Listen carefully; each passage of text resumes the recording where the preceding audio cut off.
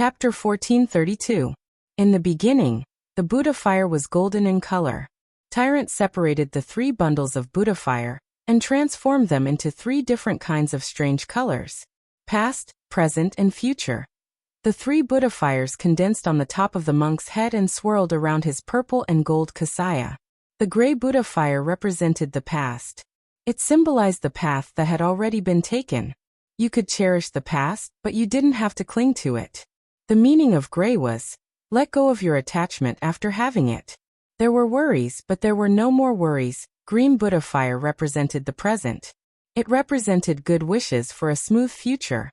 And white Buddha fire represented the future. It symbolized the unpredictability and all kinds of uncertainties. When the 3 flames gathered, it was like 3 flowers gathering above one's head, and the monk instantly became different. Bald donkey, I'm going to get serious. I'll definitely destroy you with my next attack. Peng Shiren narrowed his eyes and his whole body blossomed with starlight. Starlight gathered under his feet like a storm and transformed into a huge Qilin mount. This was a Dharma mount summoned by a powerful ability. The monk had thought it would be a star dragon, and hadn't expected it to be a Qilin. The dual Dharma form of a dragon and a Qilin. Tyrant frowned slightly.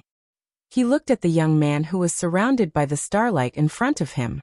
A trace of unusual change that was invisible to the naked eye flashed across his calm expression.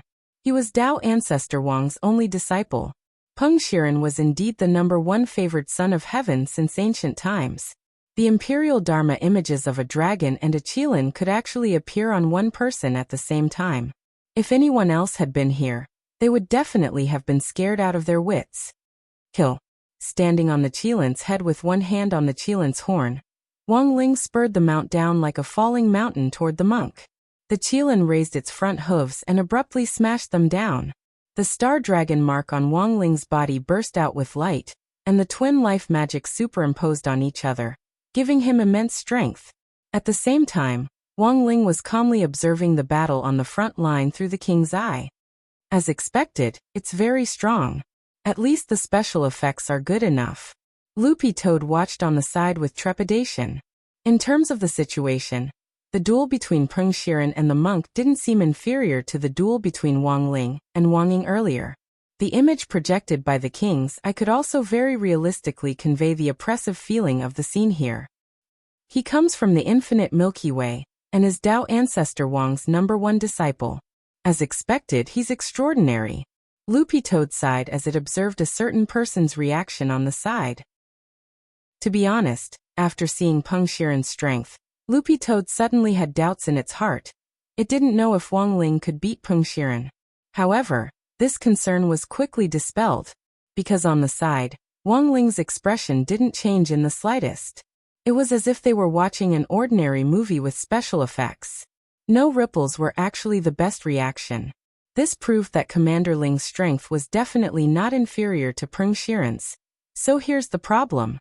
Even if he could defeat them, would Peng Shiren be insta-killed like the others before him? It was too curious and couldn't help asking Wang Ling, how is it? Wang Ling? ? Loopy Toad. Can this person be insta-killed? Wang Ling, very difficult. Is it difficult? Loopy Toad's face was full of disbelief.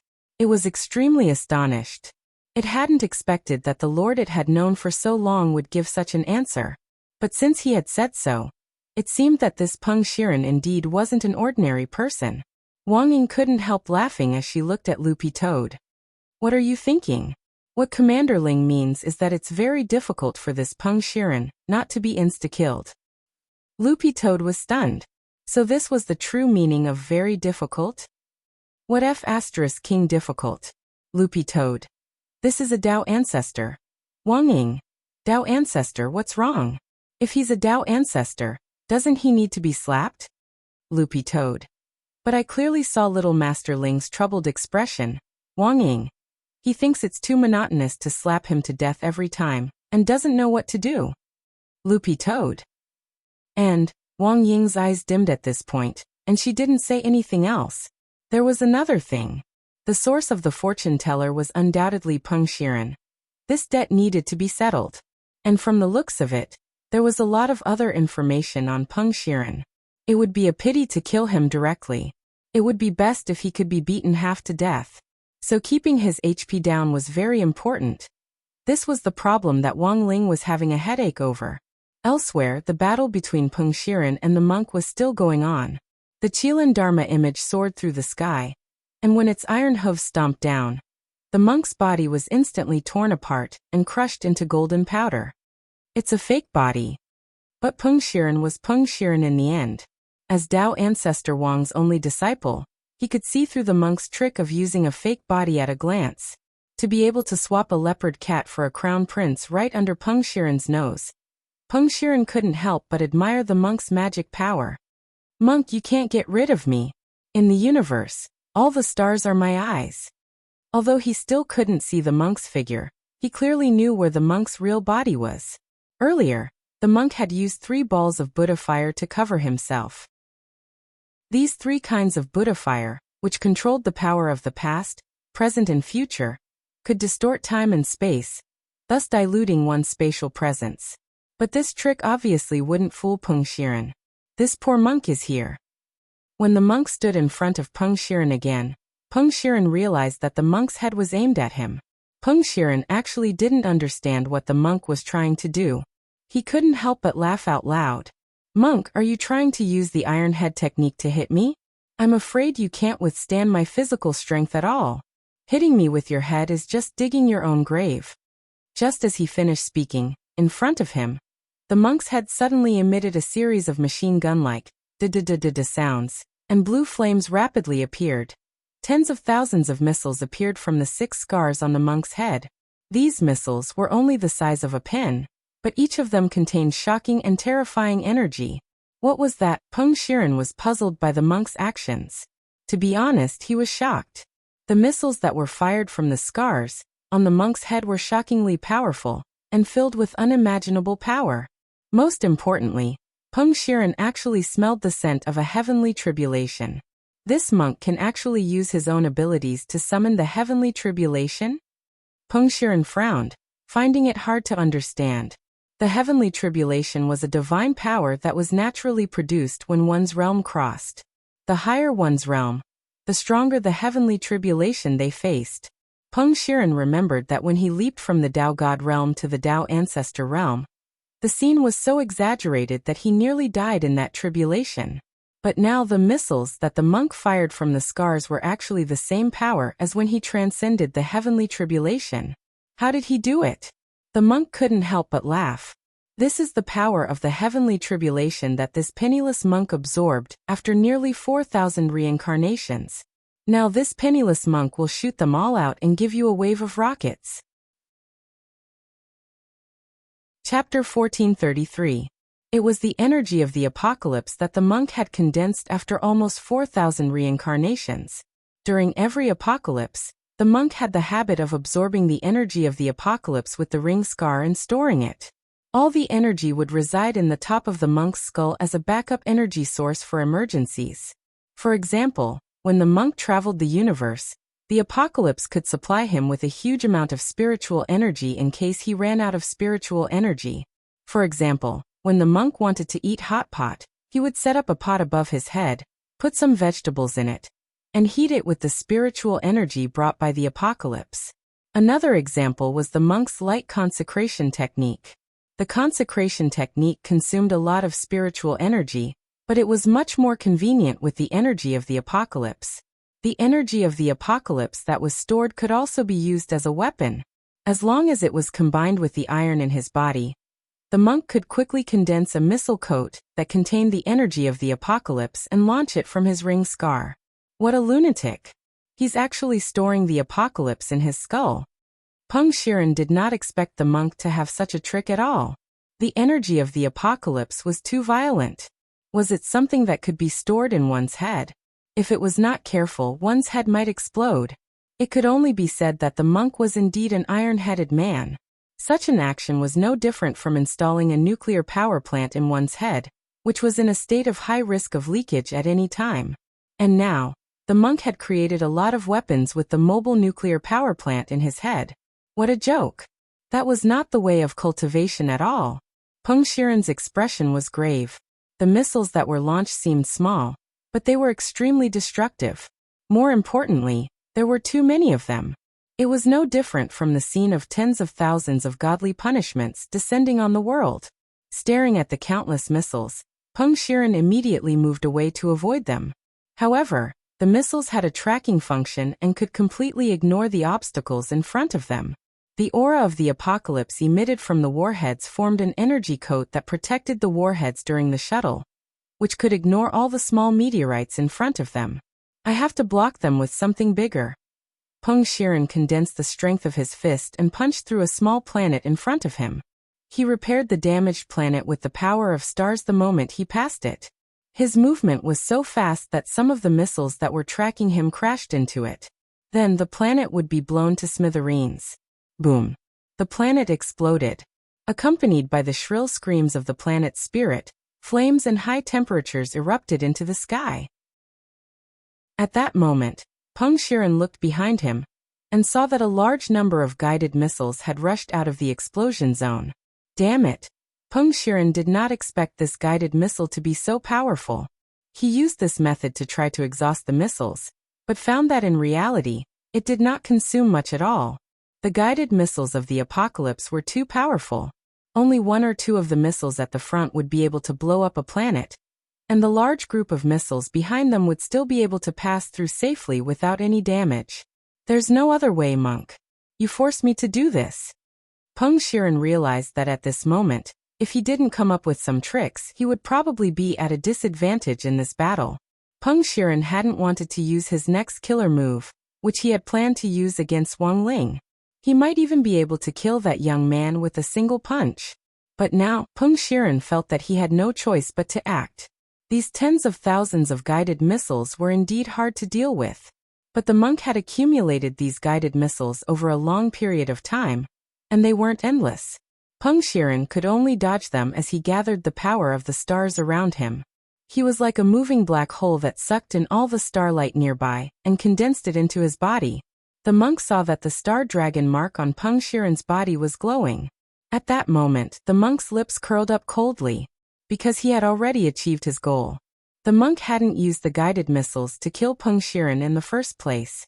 This man's methods were superb, and he definitely had a way to deal with guided missiles of this level. So from the beginning, the monk's goal had been to force out more of Peng Shiren's unique skills. He knew that Wang Ling was definitely watching the battle at that very moment. In this duel between the monk and Peng Shiren, winning or losing wasn't the key. The key was for Wang Ling on the other side to better understand Peng Shiren.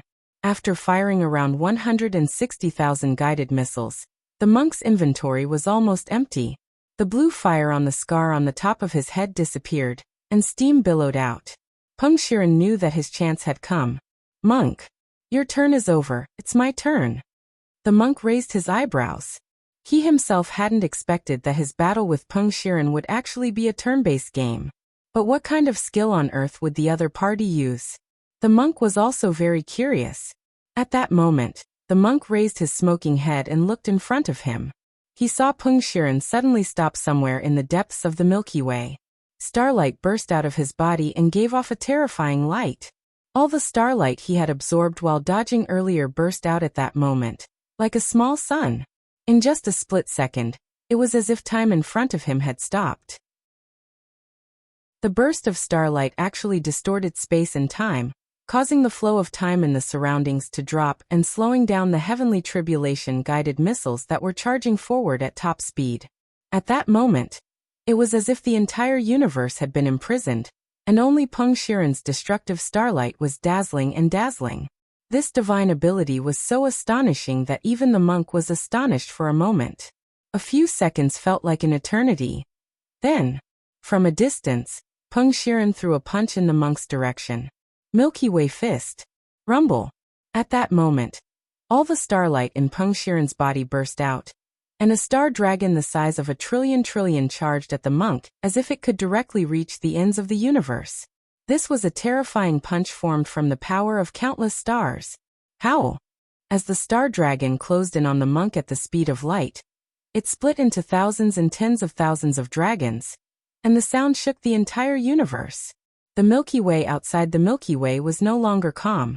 The enormous beam of energy produced by the Milky Way fist smashed everything in its path to smithereens. "Monk, this is the last blow." Peng Shiren looked at his masterpiece, full of confidence. It went without saying that his Milky Way fist was immensely powerful. If he charged it longer, it would be even more powerful. This punch might not be able to kill the monk, but Peng Shiren didn't think it would be a problem at all for it to seriously injure him. Just as the Milky Way fist was about to reach the monk, at that moment, a figure appeared in front of the monk. "Welcome, immortal king." The monk closed his eyes and smiled. He stared at the incomparably dazzling star dragon that was the manifestation of the Milky Way fist in front of him, and blew gently. Whoosh! There was a bang. The vast expanse of starlight in front of him instantly vanished like a candle flame.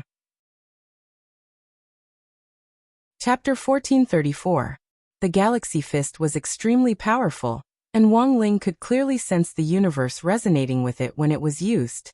He was worried that the monk wouldn't be able to withstand this blow, so he made a move. Although he hadn't used all his strength in this blow, it was definitely more than enough to withstand a head-on impact. But Wang Ling never expected that Peng Shiren's Galaxy Fist would actually be as weak as a candle. And in the blink of an eye, it turned into a wisp of smoke and disappeared. A little weak, Wang Ling felt that it was completely different from what he had imagined. Of course, the upper limit of the Galaxy Fist was actually quite high. After all, it was a fist technique that accumulated power. As long as Peng Shiren had enough time, he might really be able to accumulate enough power to injure Loopy Toad. After all, the universe was really too big. Boundless. Surrounded by countless stars, Peng Shiren gathered the power of the stars and condensed it into energy, which could be said to be inexhaustible. In the Yin and Sword King world, Wang Ying was broadcasting the scene in Wang Ling's place. He didn't have the king's eye, thus he could only use the shadow imaging spell. 4K super high frame rate, smooth movements, zero delay. The only drawback was that the image was black and white. It gave Loopy Toad the feeling that it was watching an old black and white movie. Wang Ling had personally gone to help the monk, and Sword King World would be fine with him and Jingbai there. Loopy Toad was so startled by this scene that its mouth fell open. Why do I feel like I just blew a birthday cake? It's already very impressive to be able to offset Lord Ling's breath. Otherwise, this breath might have directly pierced through the air and hit him, Wang Ying said as he folded his arms. So the progenitor realm is actually very strong? Loopy Toad asked. Of course. Wang Ying nodded. There aren't many people in this world who are at the progenitor realm. Even the heads of the major families in the domain of the gods haven't been able to take this step. Only this person from the Gu family has shown some signs of it. Although this realm is extraordinary, it's still nothing compared to Lord Ling. Loopy Toad. Earlier, Wang Ling and Wang Ying had been worried about the infinite galaxy.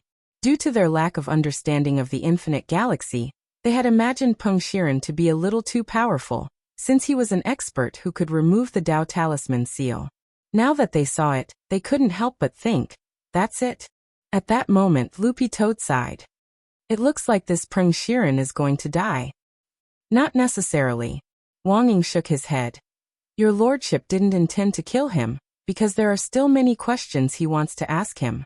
Besides, this is a progenitor realm expert after all. He probably has many methods of resurrection. That's true. Loopy Toad nodded. At this moment, it suddenly had a question in its head. It was normal for someone like Peng Shiren to have life-saving skills. However, no matter how troublesome he was, could he be more troublesome than that Baizhe? Who knew what that Baizhe would think of him in the future and forcefully come over to cause trouble? On the other side, outside the Milky Way, after Wang Ling had quelled the Milky Way fist in one breath, the nearby space fell into a momentary silence. It's you. At that moment, Peng Shiren stared in horror at the figure that had suddenly appeared in front of the monk like a ghost. The corner of his eyes twitched. He couldn't believe what he was seeing. The Milky Way fist that he had condensed was extinguished by his opponent effortlessly. This was something Peng Shiren did not expect. He had long known that Wang Ling was very strong. He was definitely an expert above the progenitor realm. But now, Peng Shiren felt that he had still slightly underestimated Wang Ling's true battle strength. Although the monk's words earlier had been very soft, Peng Shiren had still heard them. He had heard Monk Golden Lamp say, "Welcome, Immortal King." Immortal King. What realm was this? After Dao Ancestor, all the realms had the word Ancestor. And Dao Ancestor was the beginning of the progenitor realm. But as far as Peng Shiren knew, there was no realm called Immortal King. Could it be that this was another realm beyond the progenitor realm? How was that possible? Peng Shiren frowned slightly. He didn't want to believe it. But this handsome man with dead fish eyes was standing in front of him. He didn't give off the slightest aura, but just by standing there, Peng Shiren felt an indescribable pressure. How dare you call yourself an immortal king? Even my Shifu isn't as conceited as you. Peng Shiren stared at Wang Ling's starlight gathered in his hands, and it looked like he was trying to condense a second, Milky Way fist. Wang Ling had already sensed it long ago, but pretended not to know. In any case, this punch actually wasn't much of a threat to him when it didn't have enough power to build up. Immortal King, for Wang Ling, this was just a title. In fact, even Wang Ling himself didn't know what his limits were. At the very beginning, when he was born, his realm had steadily increased every 2 years. But after that, the speed at which his realm grew was out of control. Until now, even Wang Ling himself didn't know how many realms he had broken through. There were even times when he broke through unconsciously. When he was sleeping, when he was studying, when he was squatting on the toilet, when he was eating crispy noodle snacks, when he was voting for Kuchuan. He could break through at any time. And the strange thing was that he didn't need to go through a tribulation each time he broke through. He was completely different from other cultivators. So he didn't know if it was because he was born with amazing bones, or because the heavenly tribulation didn't dare provoke him at all. BZZT. While Wang Ling was in a daze, Peng Shiren in front of him moved again. He condensed godly power in his hands, and as he did so, he solidified the Dharma imprints on his arms. As if they had awakened, the 2-star dragon imprints abruptly jumped out of his arms and wrapped around Peng Shiren's forearms layer by layer. The dragons coiled around each other until they finally formed a spiral muzzle. It seems that this is the complete form of the Milky Way fist. The monk was astonished. He hadn't expected Peng Shiren to be able to transform his Dharma into a weapon. The power of the Milky Way fist in this form would be even greater. Peng Shiren was immensely pleased with himself and full of confidence. Wang Ling, you dare wait for me? Milky Way Cannon Fist Cannon. Have you finished accumulating power? Wang Ling spread his hands indifferently and motioned for Peng Shiren to do as he pleased. Peng Shiren was infuriated by Wang Ling's frivolous attitude. You're not even going to use your Dharma? Are you looking down on me? Do you think you can withstand my punch with just your physical strength? Wang Ling. Hearing this, he sighed silently. He just felt that this person in front of him was so troublesome. It was clearly for this person's sake that he hadn't used his Dharma. In the end, Peng Shiren blamed Wang Ling for looking down on him. Since he had already said so, Wang Ling felt that he didn't need to be polite anymore. In the blink of an eye, a dot the size of a grain of rice appeared on Wang Ling's face. From a distance, it looked like a tear mole at the corner of his right eye. Are you kidding me? This mole is your Dharma? The corner of Peng Shiren's mouth twitched as he stared at the mole at the corner of Wang Ling's eye. And then, there was no then staring at the mole. He instantly felt the space around him expand infinitely, and his entire mind went into a trance. In the next moment, Peng Shiren's face turned deathly pale. Because in this black mole, Peng Shiren saw something that he could not imagine, and that was terrifying. Chapter 1435. Peng Shiren rubbed his eyes. At first, he thought he was seeing things. Impossible. The thing hidden in that mole made his hair stand on end. There was no mistaking it. Although it was only a faint outline, he couldn't see the true form of the Dharma in the mole. He could only catch a glimpse of its outline. His eyes were already bloodshot. Then, with a poochie sound, Peng Shiren's eyes spat out 2 streams of blood, as if they were meatballs that had been pissed. Then they quickly recovered under the starlight around them. The monk was amazed by Peng Shiren's means. It was indeed a little scary to be able to repair itself despite Wang Ling's backlash. Back then, when he was trying to trace the source of the royal decree, One of his vases had been destroyed. And now, Tyrant guessed that the thing Peng Shiren saw should be the faint silhouette of a human being born in the primal chaos. Tyrant had a guess in his heart, but he wasn't sure what it was. But looking at Peng Shiren's pale face, he seemed to have recognized the origin of this human silhouette. Why do you have such a thing on you? Peng Shiren was frightened, and the hairs on his body stood up. He was sure that he was not mistaken. Through the mole in the corner of Wang Ling's eye, Peng Shiren felt as if there was another universe hidden inside it. This black mole was like a black hole, attracting his gaze and gradually guiding his spirit, completing a high-speed interstellar travel. And in the center of the universe that this black mole had transformed into, what Peng Shiren saw was the human silhouette born from the chaos. The spirit of the universe. This was what he had seen. A person could actually transform the spirit of the universe into a Dharma idol? But from the looks of it, the spirit of the universe doesn't seem to have fully awakened. If he were to wait for the cosmos spirit to truly awaken, the young man before him might become even more powerful than he was now. Peng Shiren's Adam's apple bobbed. He had always thought that Wang Ling was just a progenitor expert hiding on Earth like a monk. But in the end, Peng Shiren realized that he had underestimated the young man in front of him. If he wanted to kill him, he could only do so now, before he was fully formed. If he were to wait until he matured, he would not be able to defeat him at all. In his hand was Peng Shiren's Milky Way cannon punch. Still accumulating power, he looked at Wang Ling. If you have the ability, wait for me to accumulate power for a while more. Wang Ling shrugged indifferently. He could actually feel that Peng Shiren was very regretful now. She regretted her words back then, forcing him to summon his Dharma. If he did not have the Dharma form, Peng Shiren might have already punched. But after seeing Wang Ling's Dharma idol, Peng Shiren instantly felt that this little bit of power was probably far from enough. So he once again applied to accumulate power. To be honest, he really wanted to slap himself to death. Why did he have to be so eloquent in the midst of a great battle? However, the problem was that even Peng Shiren himself did not expect the youth before him to possess an aspect that was the universe's spirit. Wasn't that what his master had been searching for and giving up on? Are you done? At that moment, Wang Ling stared at Peng Shiren, and his flat voice rang in Peng Shiren's mind. No. Let's wait a little longer. Peng Shiren frowned. His face was completely red from the accumulation of power. Wang Ling was familiar with this state. It was like what Father Wang usually felt when he squatted on the toilet, because of constipation. Constipation also required power. In addition to accumulating power, he also had to learn precise calculations.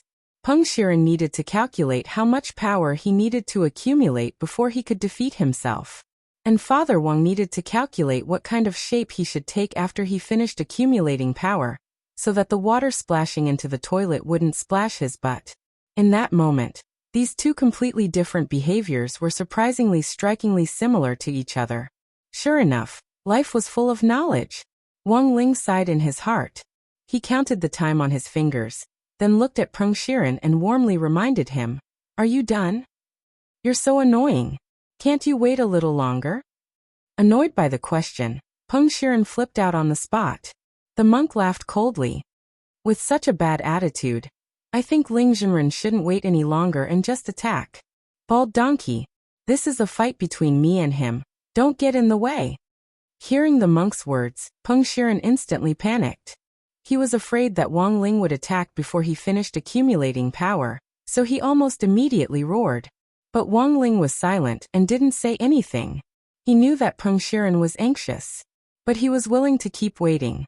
Even if he died, he wanted Peng Shiren to know why he died. After about another quarter of an hour, when he had memorized pi to more than 10,000 digits, Peng Shiren finally moved. On the other side, Peng Shiren finally responded. I'm coming, Wang Ling. It's finally starting. Wang Ling sighed in his heart. He had never felt that fighting with someone could actually be so torturous. He had waited long enough for this punch. He hoped that Peng Shiren could really hurt him, even if it was just a scratch on his skin. After all, Wang Ling had never had a scratch on his skin since he was a child. When he fell, the surroundings would shake, and even the spirit of the earth would tremble. Wang Ling, You actually let me accumulate power for so long. I'm telling you, this will be the most regretful decision you'll ever make in your life. At that moment, Peng Shiren suddenly grit his teeth. Die. The next moment he threw a punch. This was the Milky Way Cannon Fist Cannon, which he had been accumulating power for nearly half an hour. Finally, it flew out of his hand. A light wave with a radius as large as the sun blasted straight in Wang Ling's direction. Everything in its path was destroyed, and the planets in its way were directly pierced through, accompanied by the screams of the spirits of the major planets and the roar of the planet's core explosion.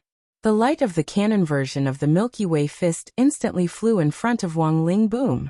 In the end, this cannon accurately bombarded Wang Ling. There was a huge explosion where Wang Ling was. The terrifying impact of the Milky Way fist's light wave shook the universe, and the resulting blast wave caused the surrounding planets to move several light years away. This scene was like a series of chain reactions when the cue of a billiard ball hit the billiard ball. The monk was amazed by the scene. Success! Peng Shiren was pleasantly surprised. However, he had only been happy for less than 3 seconds when the unscathed figure of the youngster gradually appeared in front of him amid the devastating light of the explosion. No way. Sweat beads the size of beans covered Peng Shiren's face almost instantly.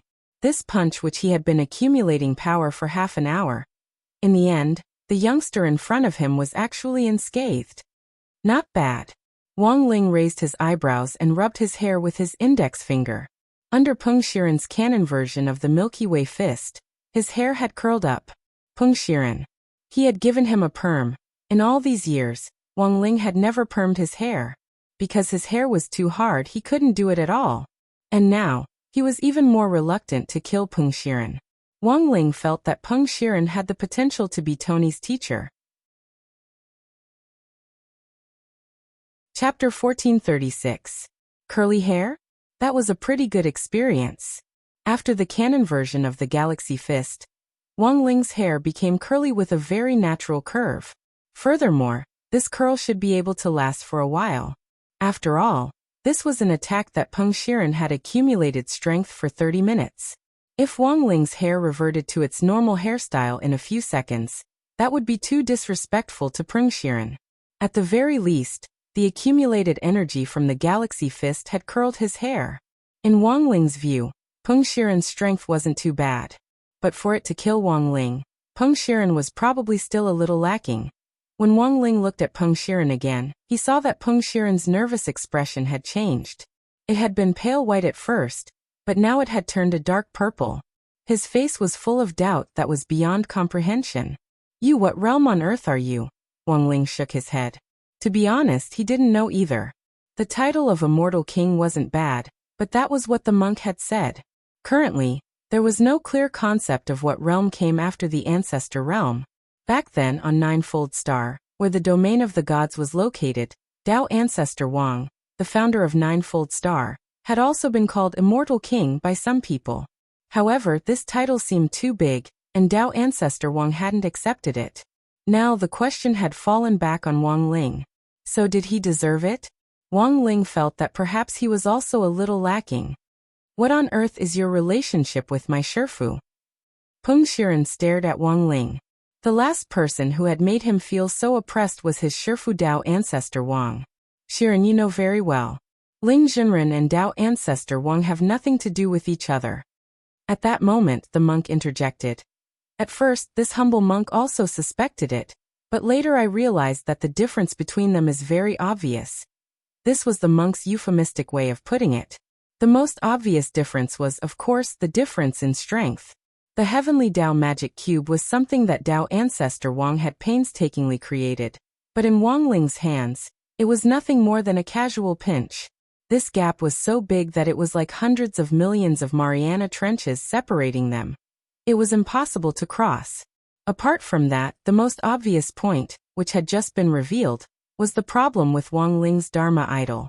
Dao Ancestor Wang's Dharmic idol was a creature named Ho. It had a pair of feet on its head and wide wings. Normally, it was in human form, and it wore a set of metal armor that was covered in heavenly Dao runes. It towered between heaven and earth, hundreds of millions of zhang tall. The monk had only seen it once. At that time, it gave Monk Jin Dang a great shock. However, the bigger the Dharma idol, the stronger it would be. So when it came to Wang Ling's Dharma idol, Wang Ling didn't care. Then there was no need for further discussion. The spirit of the universe. It was nothing more than a silhouette that resembled a human silhouette. One couldn't even see its face clearly, but that oppressive feeling was enough to make one kneel down in submission just by looking at it. This was a powerful creature known as the center of the universe. An existence that controlled an entire universe. An existence that was the spirit of all the planets. At that moment, hearing Monk Jin Dang's astonished voice, Wang Ling looked at him and asked telepathically, "So is he very strong?" Monk Jin Dang. Of course, Wang Ling. Oh, in fact, if the monk and Peng Shiren hadn't been secretly shocked, Wang Ling really wouldn't have known that his Dharma idol was the spirit of the universe. This was the first time Wang Ling had heard of this. Previously, he had seen other people's Dharma idols, which were big and mighty. His Dharma idol was just a humanoid creature, and Wang Ling felt that he couldn't show it off. In the end, the truth was finally revealed today. So the current situation. All three of them were shocked. Peng Shiren was shocked because he didn't know where Wang Ling came from. The monk was shocked because Wang Ling actually didn't know anything about his Dharma idol. And Wang Ling was shocked because it turned out that this Dharma idol, which he had always regarded as beneath him, was actually so strong. This person, what the hell is going on? Now, seeing Wang Ling's expression of sudden realization, as if he had just learned what the spirit of the universe was, Peng Shiren's face was full of panic and confusion, and the corners of his mouth twitched continuously. Was this the legendary powerhouse? So strong that he didn't even know how strong he was? Without further ado, when Wang Ling raised his hand at Peng Shiren, the black mole at the corner of his eye had already disappeared. He withdrew his Dharma idol of his own accord. The main thing was that he was worried that he would accidentally kill Peng Shiren. To deal with Peng Shiren, he didn't need to use the power of his Dharma idol. Seeing Wang Ling raise his arm at him, Peng Shiren was also terrified. "If I die, I'll definitely drag you down with me." Wang Ling actually still had a lot of things he wanted to ask Peng Shiren. He didn't have any intention of directly erasing him. Of course, he could do it whenever he wanted. "Maybe you're not afraid of me, but you can't protect everyone around you." At that moment, Peng Shiren stared at Wang Ling, his brain working at top speed as he prepared to shoot his mouth off. The monk knew that Peng Shiren was deliberately stalling for time. Very quickly, Peng Shiren's actions confirmed the monk's thoughts. "The outcome of my battle with you isn't the key." In the next moment, Peng Shiren's expression suddenly changed, because he had obtained the Rubik's Cube. Just now, when he had been fighting with the monk, Peng Shiren had secretly sent a clone to Earth to take the Rubik's Cube away. Peng Shiren was secretly delighted, because this heavenly Tao Rubik's Cube actually looked very new, as if it was brand new. The monk gritted his teeth. "Do you know what you're doing? If you release that sealed person, you'll be doomed eternally." "I know very well what I'm doing. Also, after this test, I have a deeper understanding of your and Wang Ling's strength. If I have the power of that sealed person and we join hands, we might be able to fight on equal footing, or even overflow." Peng Shiren's lips curled up. Then his figure started to fade. Seeing this, Wang Ling pretended to panic and hurriedly reached out to grab him. 5 fingers that blotted out the sky came crashing down. When they came down, Peng Shiren's entire body had already turned into particles of light, as if he had disintegrated. In this vast universe, Peng Shiren's last words were left behind. "You're very strong, but you lack experience and your reaction is really too slow. My figure can disappear under the starlight, and no one in the universe can catch me. See you next time." Then, Wang Ling withdrew his hand. The expression on his face was very calm. "Zhenren, you deliberately spared his life, and even pretended to have made a mistake so that you couldn't catch him. It looks like the fish has taken the bait." The monk bowed to Wang Ling. He couldn't help chuckling in his heart, thinking that Peng Shiren would lose sooner or later because he thought himself clever. Peng Shiren was crafty. When he had used the canon version of the Galaxy Fist earlier, Wang Ling had already noticed that Peng Shiren had sent a clone to Earth to steal the Rubik's Cube.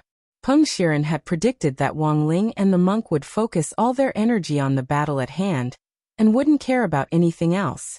In the end, they had successfully taken the Rubik's Cube away. But he hadn't expected Peng Shiren to bring it back as part of Wang Ling's plan. Wang Ling had predicted Peng Shiren's actions. Zhenren, Peng Shiren is crafty. If we don't go after him right now, I'm afraid he'll notice that something has changed with the Rubik's Cube, the monk said at that moment on the side. Wang Ling nodded. Next, it was time to show off his acting skills. Peng Shiren claimed that no one in the universe could catch him. Wang Ling could only smile at this confidence. The reason why he hadn't set off right now wasn't because he really couldn't catch Peng Shiren. It was because he felt that Peng Shiren was slipping too slowly. So Peng Shiren deliberately ran first. Chapter 1437. At the same time, in Wang Ling's inner world, Lotus Sun looked around. Number 60 High School was like an isolated island in this huge world, and at first glance looked a little deserted. For some reason, the school had clearly been renovated and remodeled. Number 60 High School here still looked like an old school, with the dilapidated stone carvings at the main entrance, and the old but still standing palm trees next to the teaching buildings. Everything gave off a very familiar feeling. The screen in the school square was playing the result of the fight between Wang Ling and Peng Shiren in real time. Sitting on a bench under a tree, the girl could see the big screen from this angle. When she saw Wang Ling, whose hair had been permed by Peng Shiren's fist, she couldn't help blushing a little. Suddenly, she had the sudden urge to rub Wang Ling's hair. Curly Hair's classmate Wang Ling was also very cute. Do you want to go in and take a look? Wang Ying asked. He had been with Lotus Sun the entire time, but this didn't affect Wang Ying's real body's battle in the Sword King world, because it was just a split body that was with Lotus Sunday. Can I go in? Lotus Sun asked. Of course. Wang Ying nodded. Throughout the fight, she had been sitting obediently on the bench, staring fixedly at the various scenes on the screen.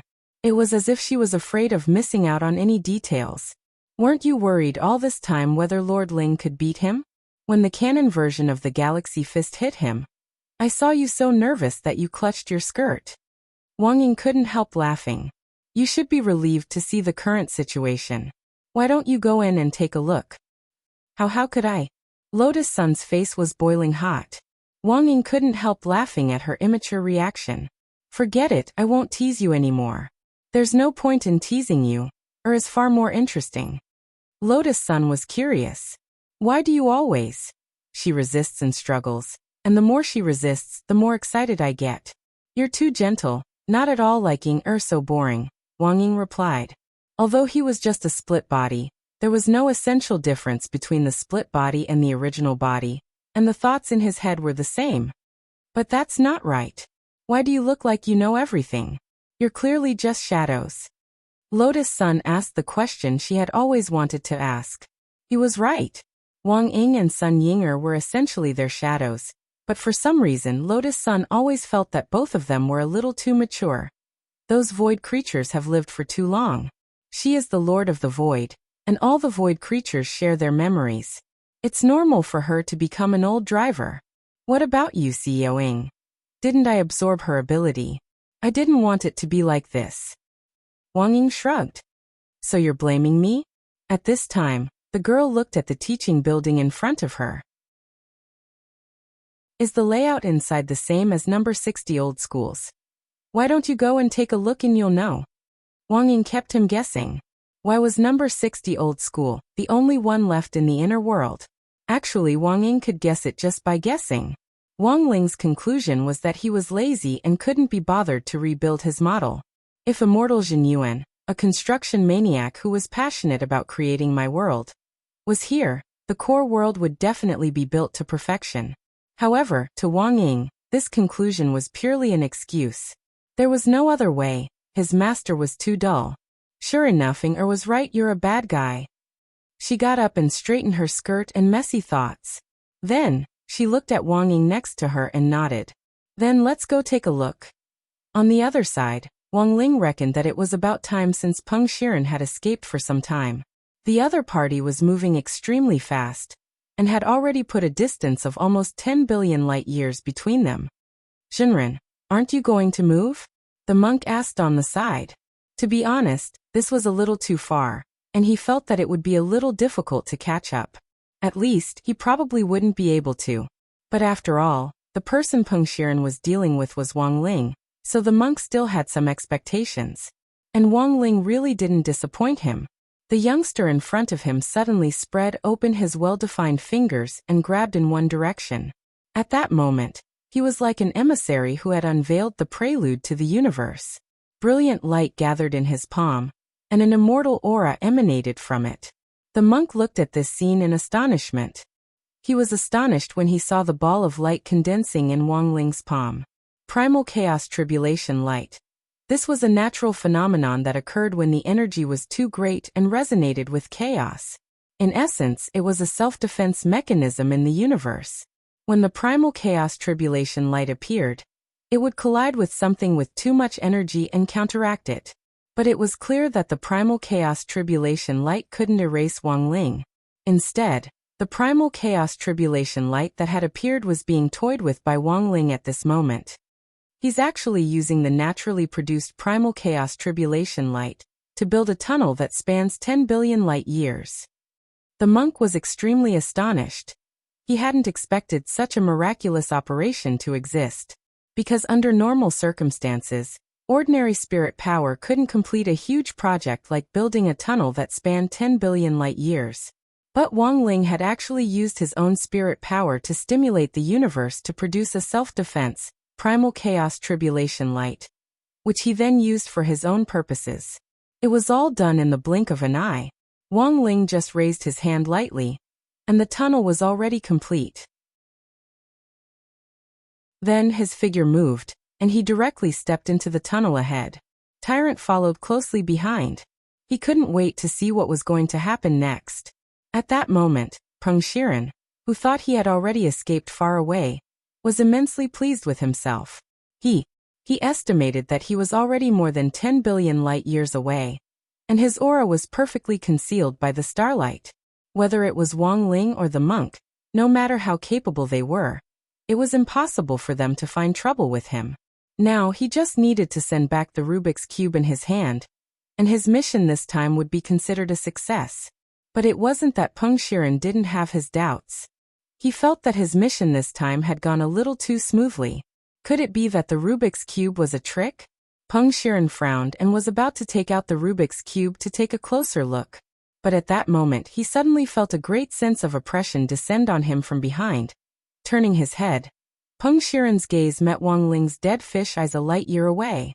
Peng Shiren couldn't help swearing on the spot. F***K. He can even chase me like this? Although he was utterly shocked by Wang Ling's pursuit, Peng Shiren felt a lot more at ease at this moment. Judging from the other party's relentless pursuit, there shouldn't be any problem with the Rubik's Cube. Otherwise, why would it be chasing him so nervously? What a troublesome guy. Peng Shiren grit his teeth and sped up again. At the moment he was roughly a light year away from Wang Ling. At that moment, Wang Ling's hand was also condensing starlight, inspired by Peng Shiren's galaxy fist. Jinren, you want to? The monk was stupefied as he could roughly guess what Wang Ling wanted to do. Right now, Wang Ling was using starlight to condense a large blade that was about a light year long. Chapter 1438. Ling Jinren, has he started creating new spells again? Following behind Wang Ling, the monk felt that the scene was a little familiar when he saw Wang Ling condensing starlight in one hand. He instantly knew that Wang Ling must have gotten some inspiration from Peng Shiren to come up with a brand new skill. The monk felt like he was just a bystander now. But even so, being able to quietly watch and learn from Wang Ling's side was already a huge gain for the monk.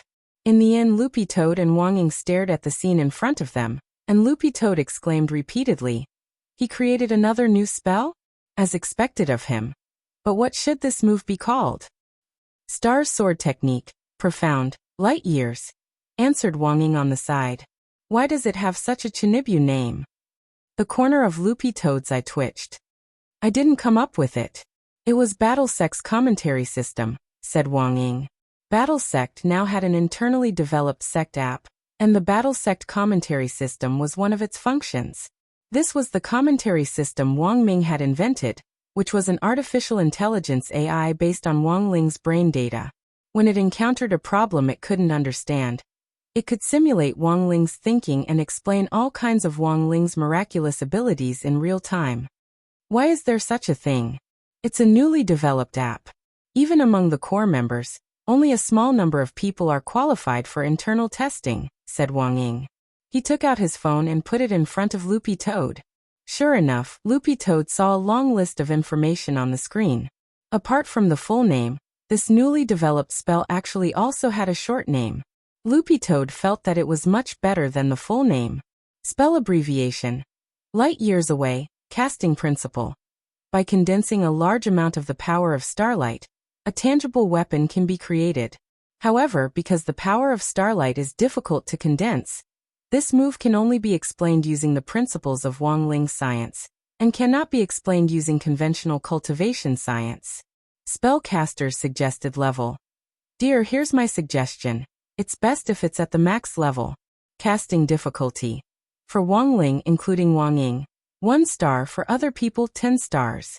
Note: when the difficulty reaches 10 stars, it's not recommended to learn this spell, because you won't be able to master it.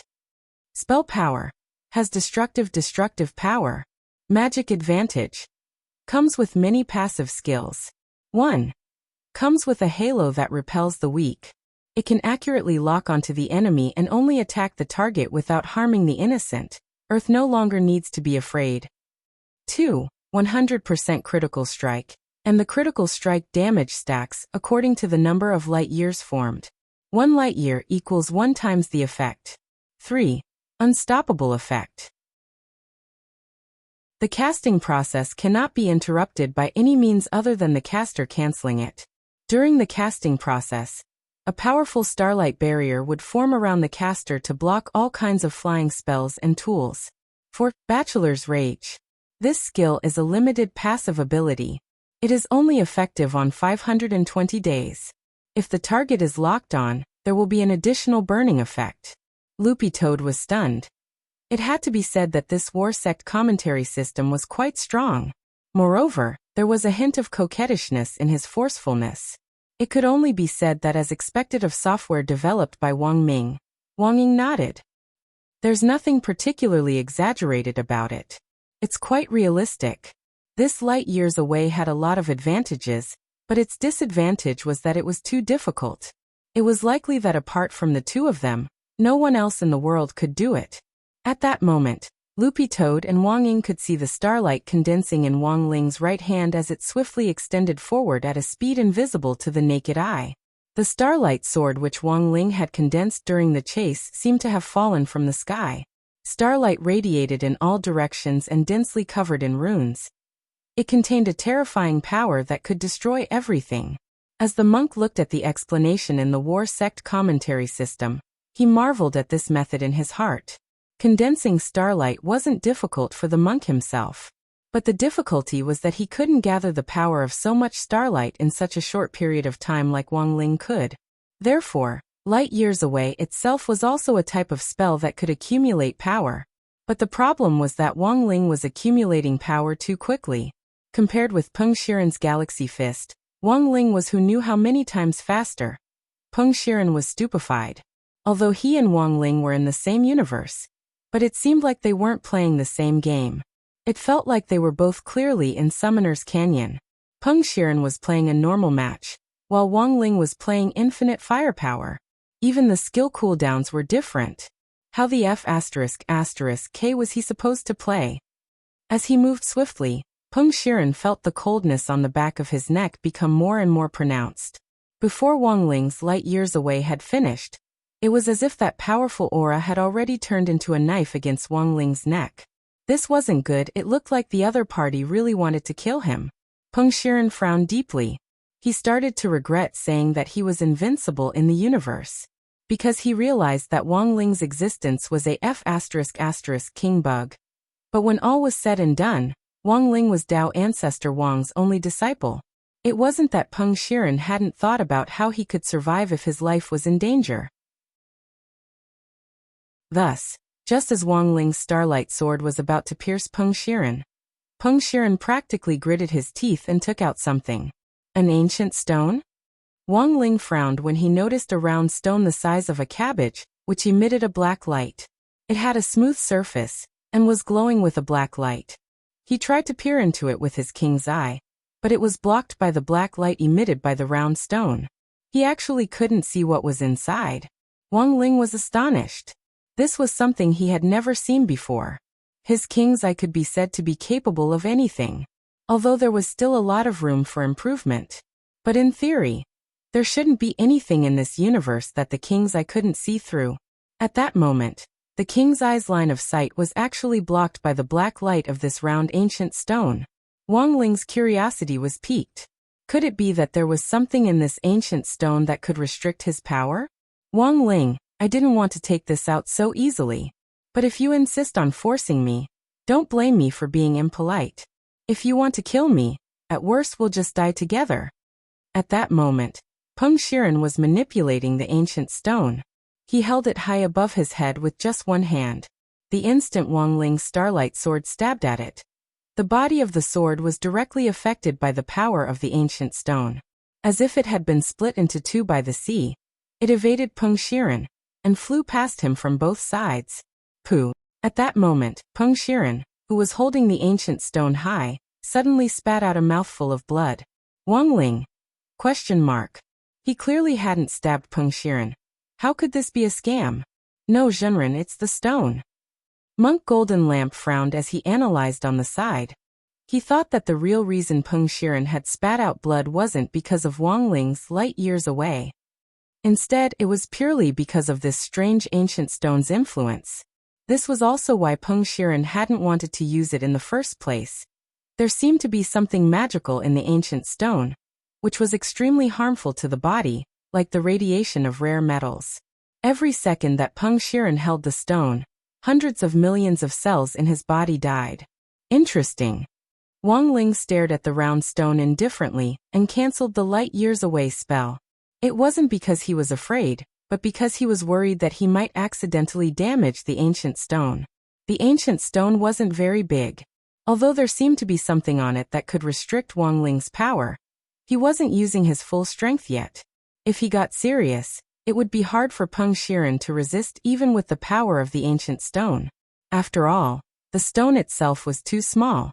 Furthermore, the substance in the ancient stone that could restrict Wang Ling's power hadn't been purified, so it had a limited effect on his power.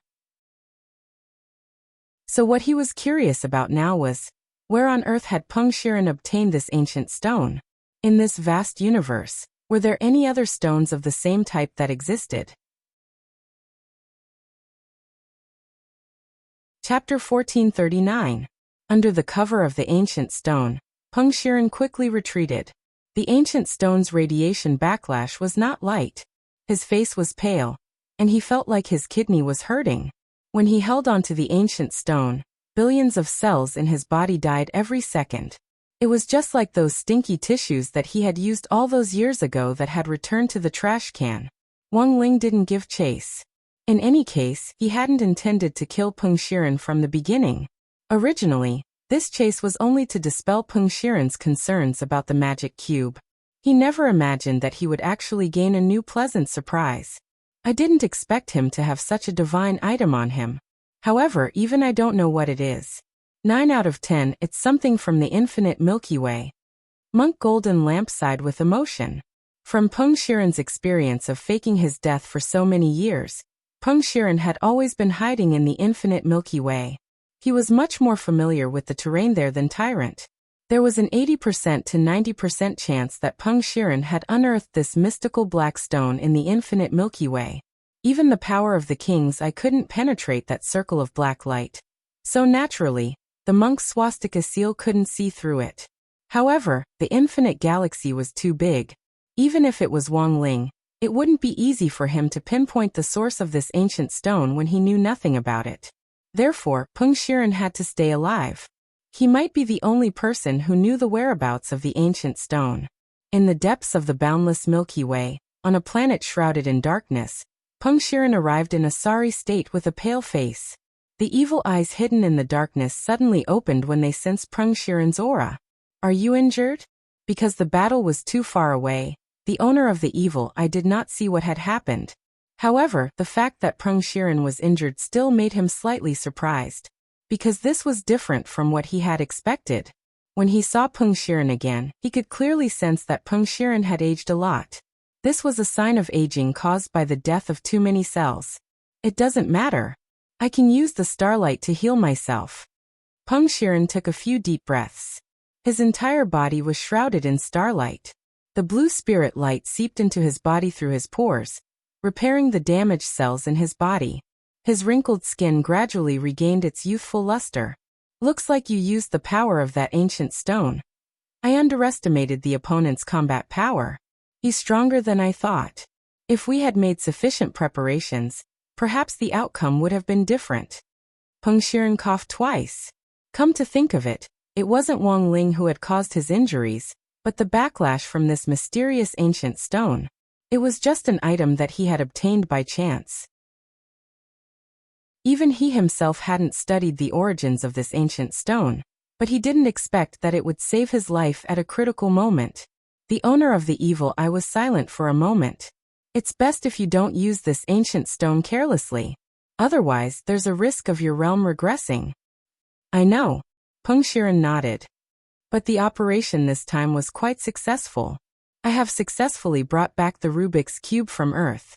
I just don't know how the Sword King Realm's attack is going. The Sword King World's attack was in truth a feint. Their true goal was to take the 9th magic cube. Just as you said, the enemy's combat strength is indeed stronger than we imagined. Just the Peachwood sword from the Sword King Realm was not easy to deal with. He has also accepted Lung Ming as his disciple. If we want to obtain this sacrificial offering, I'm afraid we'll have to wait until I'm unsealed before we can make preparations. The owner of the evil eye harumphed. To unlock the seal here, I need to collect at least 5 old Rubik's Cubes. Now the Rubik's Cube has been assembled. Peng Shiren opened his hand and presented the last Rubik's Cube that he had just obtained from Earth. Then the golden Rubik's Cube quickly sank into the dark planet in front of him. All right. The owner of the evil eye nodded. A few seconds later, the owner of the evil eye said doubtfully, something's wrong. What's wrong? Peng Shiren was puzzled.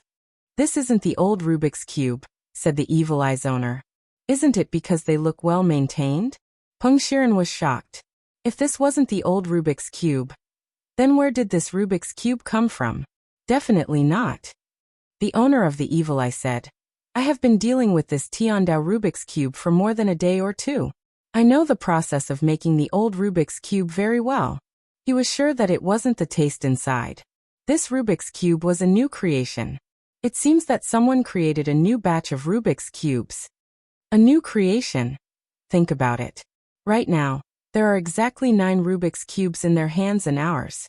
If all 9 Rubik's Cubes were taken away, there would definitely be a riot in the universe's chaos. However, such a riot didn't happen. Therefore, the other party must have secretly replaced all these Rubik's Cubes with new ones. The owner of the evil eye said, from the beginning, their goal wasn't to snatch the Rubik's Cubes, but to replace them with new ones. Peng Shiren was shocked. They could actually create so many new Rubik's Cubes in such a short period of time? This Heavenly Dao Rubik's Cube wasn't King Plasticine. The owner of the evil eye said, if this 9th Rubik's Cube is new, then it means that the old one is already in their hands. Peng Shiren said, but then doesn't that mean that we're still missing one? It doesn't matter. That doesn't stop me from coming out.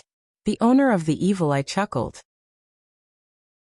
Although I don't know what method the other party used to create these new Rubik's Cubes, what we can be sure of is that the seal Dao ancestor placed on me back then has already loosened. Although these new Rubik's Cubes can replace the old Rubik's Cubes and stabilize the chaos, the Dao ancestor didn't deliberately set up a restriction inside. What do you mean? The other party made a mistake in their calculations. Furthermore, the spirit power stored in the new Rubik's Cube is stronger than that of the old one. Originally, I needed the power of at least 5 old Rubik's Cubes to loosen the seal, but now, I just need to swallow this new Rubik's Cube.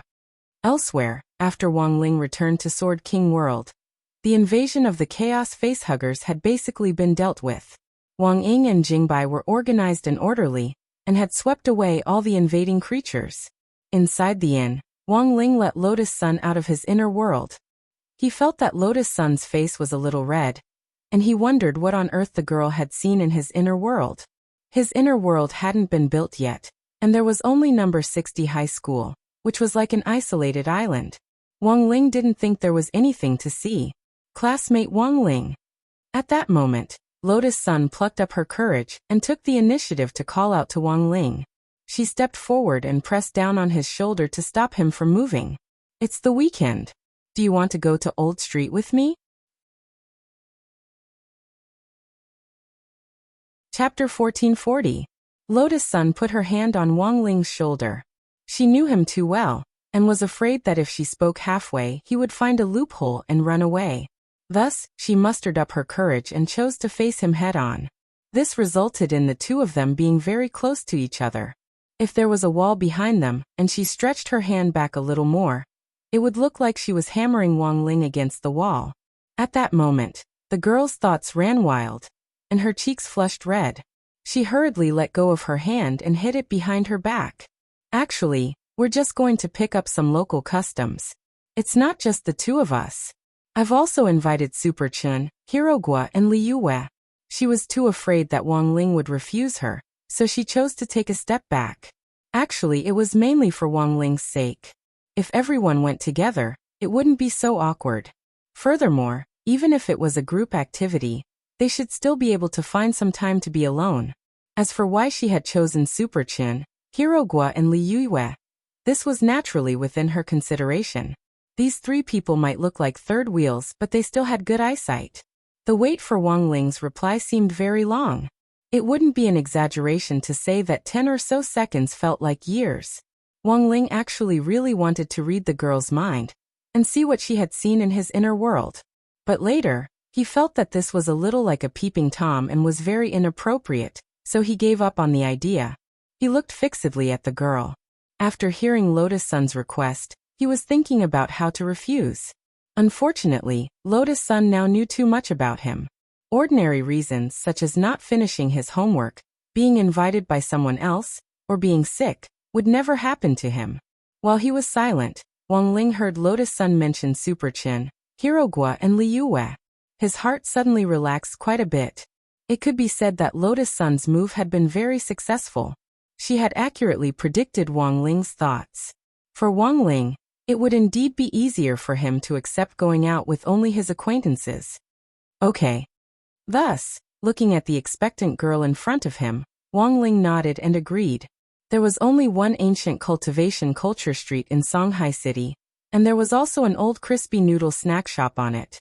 Wang Ling felt that going there occasionally wasn't a bad idea. He actually agreed. Lotus Sun raised her head with an expression of pleasant surprise. She found that she was gradually beginning to understand how to deal with Wang Ling. When dealing with this kind of blockhead, being too hasty would only spoil things. As expected, it had to be done bit by bit. She suppressed the ecstasy in her heart and did her best not to make it too obvious. Then, classmate Wang Ling, let's meet at the school gate this weekend. Let's go together. Wang Ling looked at her with a helpless expression on his face. Thought steal was a passive skill. Although the small nano earplugs Wang Ming had developed had the ability to block out other people's thoughts, if they were too close, it was still very easy to hear voices. For example, right now, Wang Ling's head was filled with the girls' ha ha ha ha laughter. Lotus Sun was laughing too loudly in her heart. He didn't know if it was because he was too excited. That night, in the final match of the Sword Arena, Lotus Sun instantly defeated Sword Spirit, who was in first place in the other group. Although this outcome was not unexpected, no one knew why this human girl would end the battle so quickly as if she had been injected with chicken blood. The reason was very simple. Because of the weekend trip to the Old Street, Lotus Sun actually hadn't informed Super Chin, Hirogua, and Liyue yet. She was waiting to go back to Earth to lay out a battle plan. When she got home that night, Lotus Sun looked for Liyue first. What? Go to the Old Street together? With Super Chun, Hirogua, and Wang Ling? Li Yue was dazed for a few seconds when she heard Lotus Sun's invitation.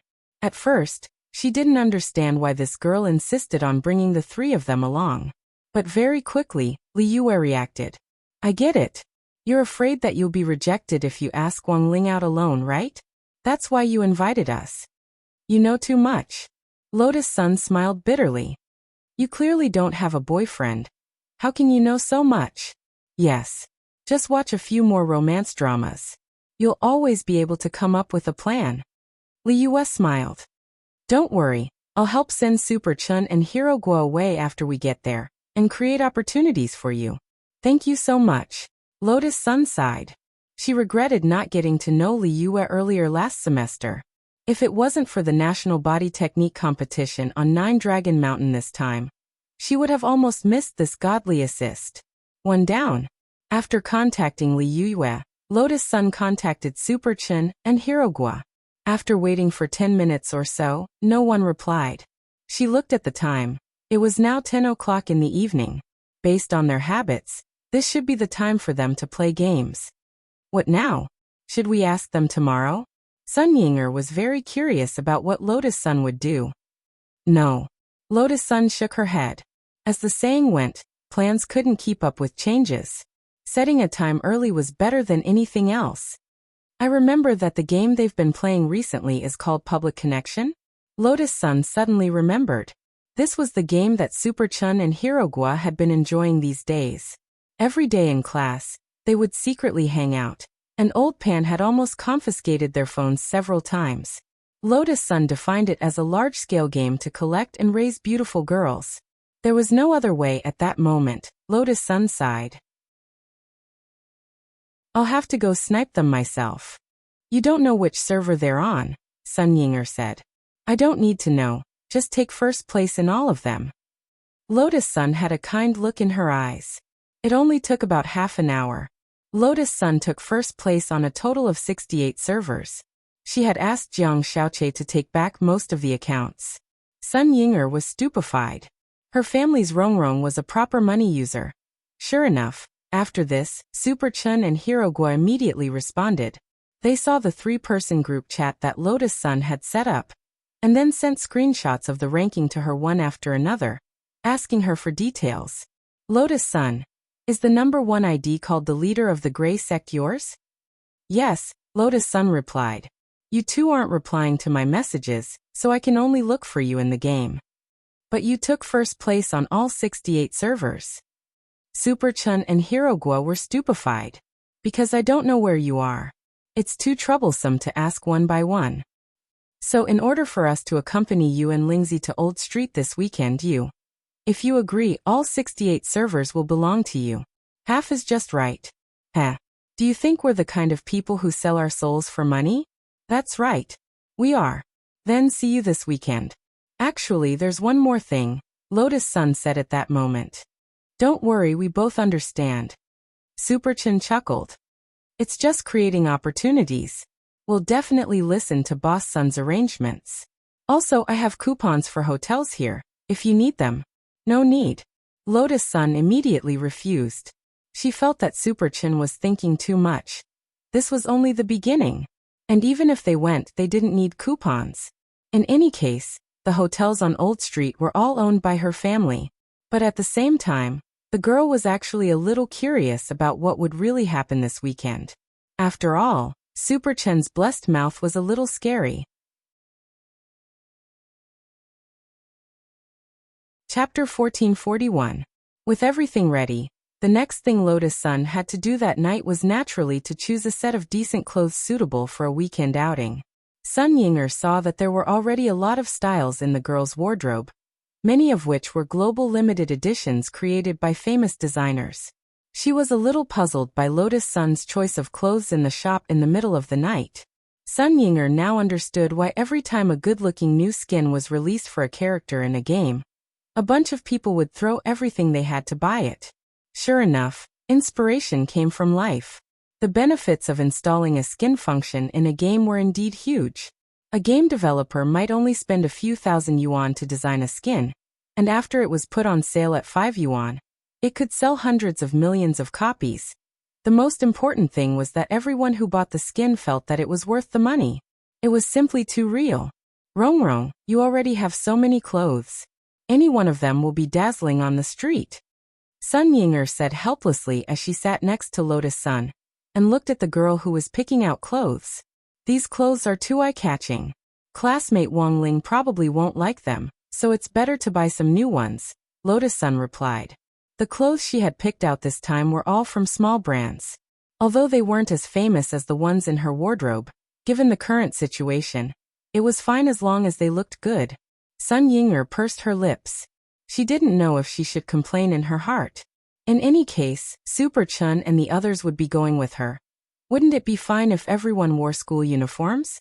So this was purely an excuse for her to buy new clothes. Women. Sun Yinger curled her lips slightly and sneered in her heart, her eyes showing that she had seen through everything. Lotus Sun's trip was in fact a big deal for Huaguo Water Curtain Group. After the Shadow Stream incident last time, the old man naturally paid more attention to protecting his precious granddaughter. Buying a lot of new clothes before each trip was actually a very important signal. Old Man Sun very quickly became aware of her travel plan and called Jiang Xiaoche that very night. It seems that Rongrong is going out. Do you know where she's going? Eldest miss, did she buy new clothes again? That's right. Old Man Sun nodded. But this time, I still don't know where she wants to go. That's strange. Jiang Xiaoche frowned. In the past, First Miss would always report in advance when she went out. Maybe Rongrong doesn't want to be too high profile this time. After all, there are a lot of security personnel and cars accompanying her every time she goes out. I've been thinking about it recently, and it does feel a little like swaggering through the city. It's like directly telling those who are plotting against Rongrong that Rongrong is traveling, and that they should quickly come and assassinate him, Sun Yiyuan said. In fact, during this period of time, Old Man Sun had indeed been reflecting on his past actions. After all, there were still a lot of people who hated the rich these days. It was easy for some people to attract hatred if they were too high profile. He suddenly felt that Wang Ling's low profile actually had its benefits. So here's the problem. In the past, his granddaughter would always report to him before she went out. And he would also prepare all kinds of security measures in advance. But now Rongrong was refusing to talk about her trip. Did that mean that she wanted to keep a low profile for this trip? After deducing this, Old Man Sun suddenly felt enlightened. So that's how it is. What did Old Man Sun think of?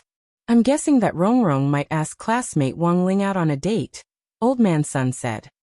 Jiang Xiaoche was silent, and instantly felt his mood turn sour. It was this guy again.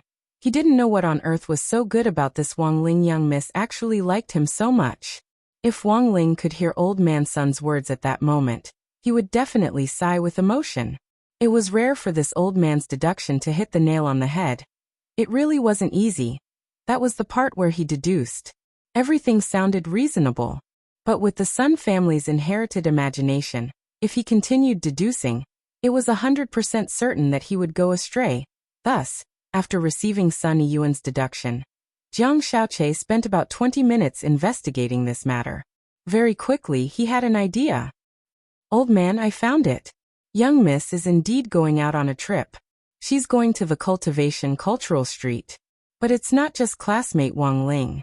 There are also 3 other students from number 60 high school, Jiang Xiaoche replied over the phone. In fact, it wasn't too difficult to get this information, because young miss had done something very strange before, and that was to ask him to help her recover 68 number 1 game accounts in the entire server. At that time, Jiang Xiaoche had been cautious, because this type of game absolutely wasn't Lotus Sun's cup of tea. Then he had followed the clues and traced it back to Super Chun and Hirogua. After receiving some benefits from Jiang Xiaoche, these 2 unscrupulous guys had straightaway confessed everything. Cultivation Cultural Street? When Old Man Sun heard this place, he was instantly lost in his memories. Sun Yiyuan's impression of this ancient street was that it was filled with a rustic and artistic atmosphere. With one look, he could tell that it was a place chosen by a low-key person like classmate Wang Ling. The old man remembered that he had also come to a place like this with his first love back then. and instantly felt that Wang Ling was very much like his younger self, as expected of classmate Wang Ling. Even the place he had chosen to meet was so similar to his own. But old man, if young miss and that Wang Ling are going on a date, why are there 3 other people as well? On the other end of the phone, Jiang Xiaoqi heard old man's son sigh with emotion, and instantly knew that the old man was most likely lost in his own narcissism again. He couldn't help wiping his sweat as he asked this question. These words interrupted old man's son's train of thought. Although he still wasn't very clear about the ins and outs of the matter, the old man was still able to rely on his strong reasoning skills to understand everything. There's only one truth, old man's son said. The Cultivation Cultural Street is a priority for people of the arts and literature, and this trip was most likely classmate Wang Ling's decision. The reason why he also invited the other 3 students must be because he wanted to ease the awkwardness of the trip. Also, if everyone goes out in a group, they can take care of each other to a certain extent and avoid danger. Old man's son sighed and nodded in satisfaction. As expected of classmate Wang Ling, he's actually so thoughtful.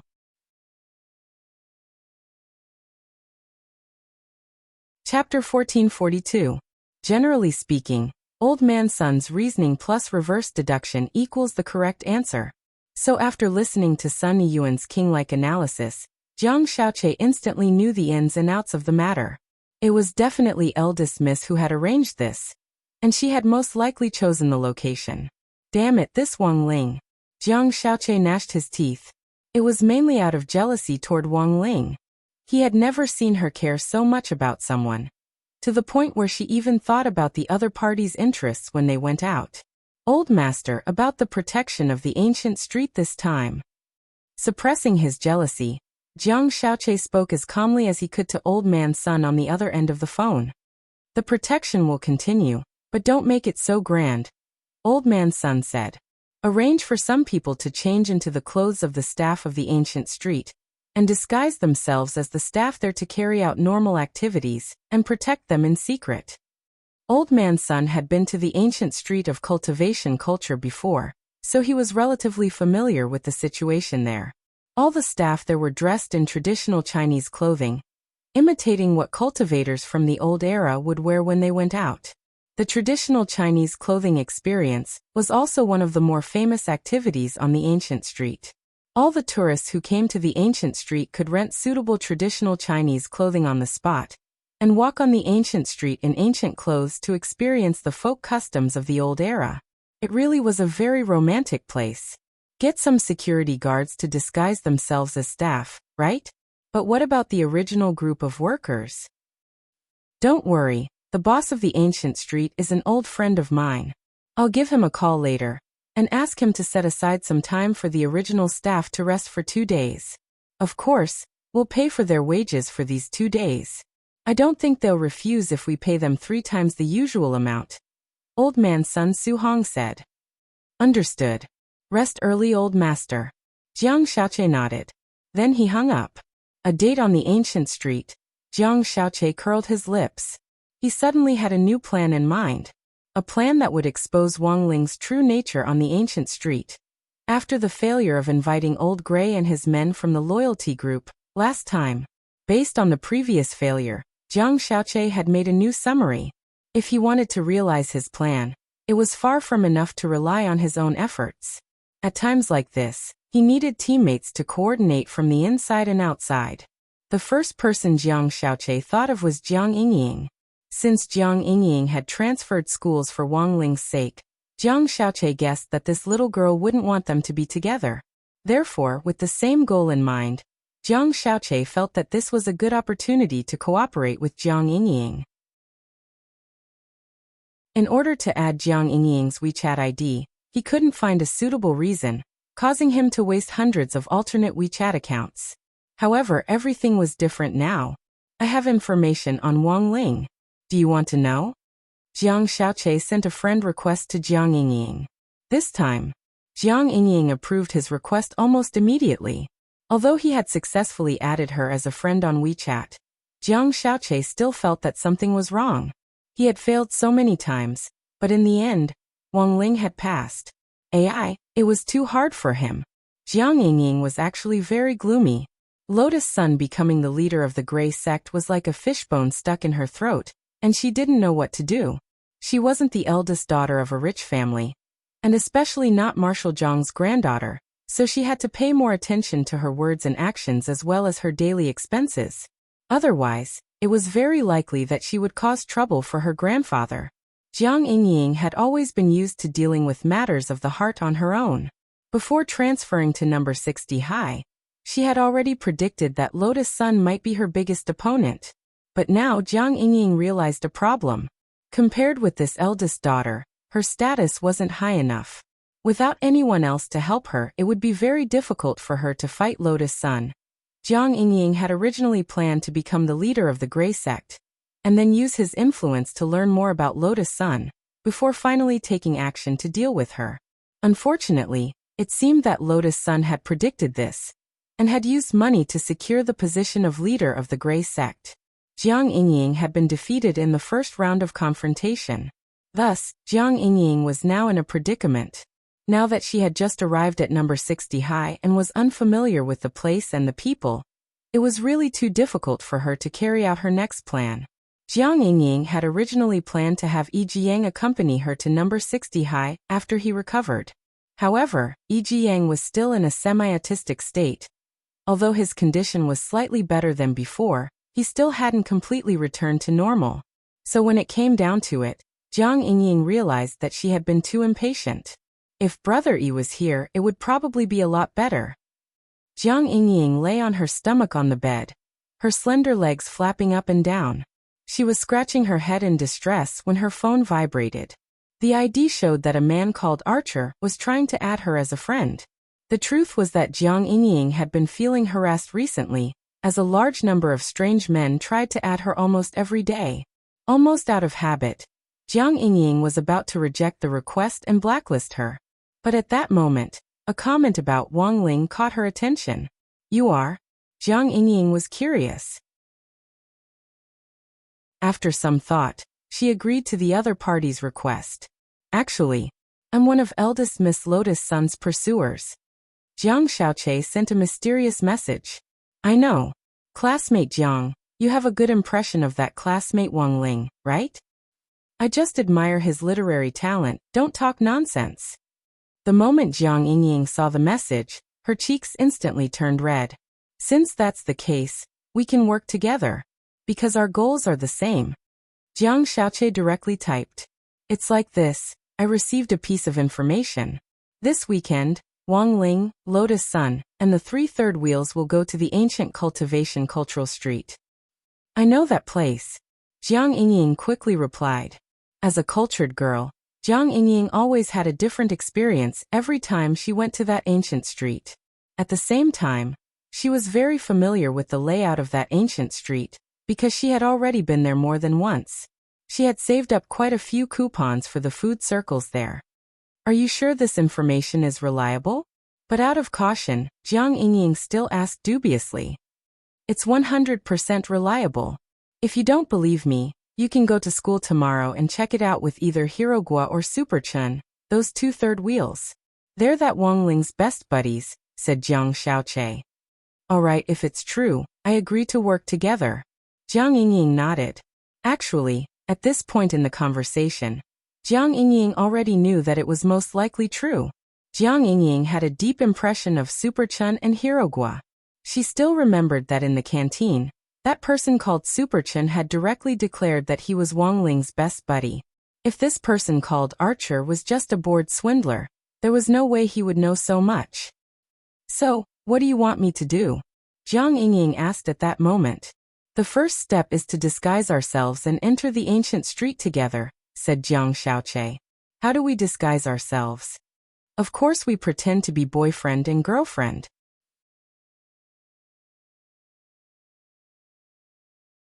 Chapter 1443. As soon as Jiang Xiaoqie said this, Jiang Yingying instantly became extremely vigilant.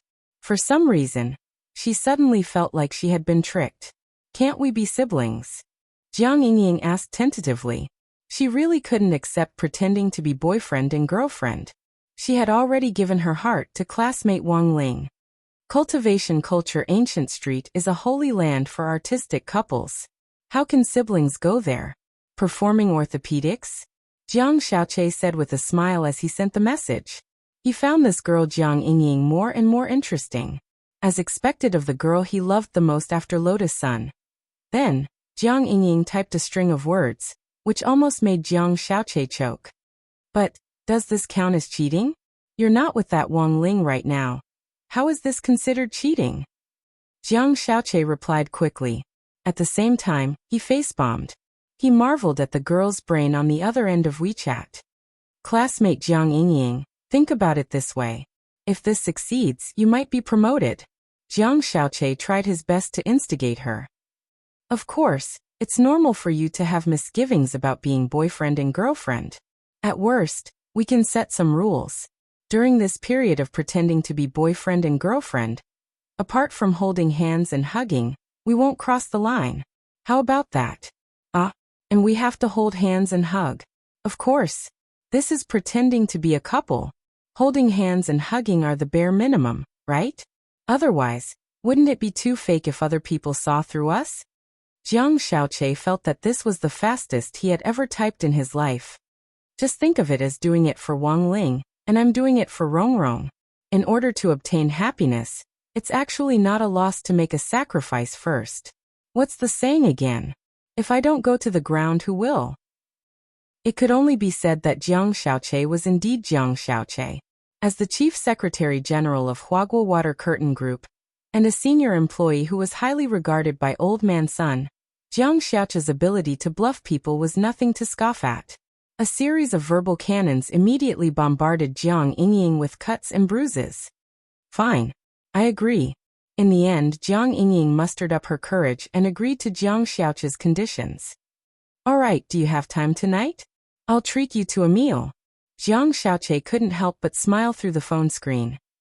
You want to treat me to a meal? Of course, pretending to be a couple on the weekend is a big plan. Since we still have time now, why don't we familiarize ourselves with each other first? Jiang Xiaoche said. After dinner, I'll take you shopping. After all, this is our first time pretending to be a couple. Neither of us have any experience. Moreover, if we go to the old street, we need to buy some clothes for you. Take it as a greeting gift. Jiang Xiaoche said calmly. Jiang Yingying was aghast. This man called Archer seemed to be a little too generous. However, it should be a good thing to have such a rich teammate. At least for now, that was how Jiang Yingying felt.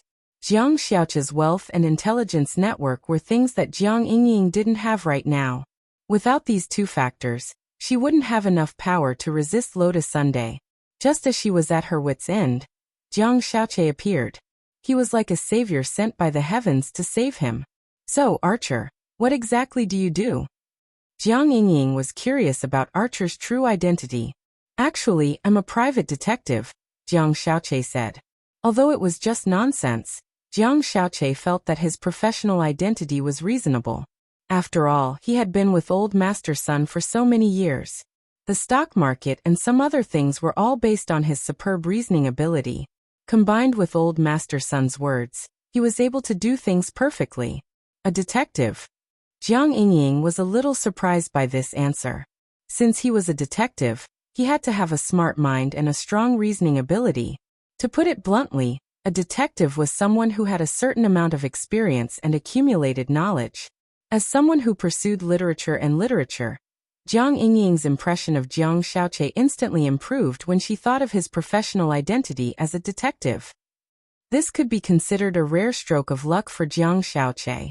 Thursday, December 10th. When Wang Ling passed the school gate, he saw Death Heavenly Dao chatting with the old man with Pancake. With the monk's help, Death Heavenly Dao had successfully become the school guard captain at number 60 high school, and had now successfully become familiar with the old man at the gate. This old man with Pancake had been at the school gate for many years. He was a pitiful man who had borrowed money from loan sharks to raise money for his wife's medical expenses. Then, because of the loan sharks' violent collection, his wife's condition had rapidly deteriorated. The old man had already paid off his debt over the years, and repaid evil with good. Every day, he would give away half of his income to those who needed help. This was an old story in number 60 high school. It wasn't a secret. Death Heavenly Tao had learned about it not long after he took office. Thus, this morning, the old man had heard that the loan sharks who had violently collected money from him had exploded due to a gas leak. Coincidentally, it had also directly blown up the big guy who had come to violently collect money from him. "Grandpa, is there anyone else you don't like? Just tell me directly," Death Heavenly Tao said as he ate his pancake. The old man wiped at his sweat. No. Even if there was, he wouldn't dare say it. That was too scary. But he felt that it was most likely a coincidence. After all, his situation wasn't a secret, and everyone knew about it. Furthermore, the gas leak had been an accident, and the police had already verified it, so there was no mistake. "Thank you for your concern, little Wang." The old man spread out the pancake, his face full of helplessness. He knew that the name on this young man's ID card was Death Wang. It was just that he hadn't expected it to actually be so uncanny that he had died with the Grim Reaper. "Grandpa, you're too kind. I just went back last night and made a little stick. I didn't expect something to really happen." Death Heavenly Tao laughed. Seeing that the two of them were chatting, Wang Ling took the initiative to walk over. For some reason, he also felt like eating pancakes today. Seeing that it was Wang Ling, the old man instantly spread out the pancake familiarly. "Good morning, classmate Wang. Let's go with the old rules, 2 eggs with crispy noodle crumbs." This was Wang Ling's unique way of eating, and the old man was especially willing to make it for him. Because this way of eating was quite popular now. Generally, pancakes were filled with fried dough sticks, crispy biscuits and the like, but crispy noodle crumbs added a different kind of crispness to the pancake. Wang Ling was waiting for the pancake. At that moment, he saw a purple-eyed girl with long black hair get out of a black car. Her close-fitting black stockings and gothic dress were particularly eye-catching. "Is this way of eating good? Then, Grandpa, please make me the same," the purple-eyed girl said with a cold expression. Wang Ling didn't look sideways, but out of the corner of his eye, he saw the conspicuous logo on the black car. That was the Jiogong family's logo.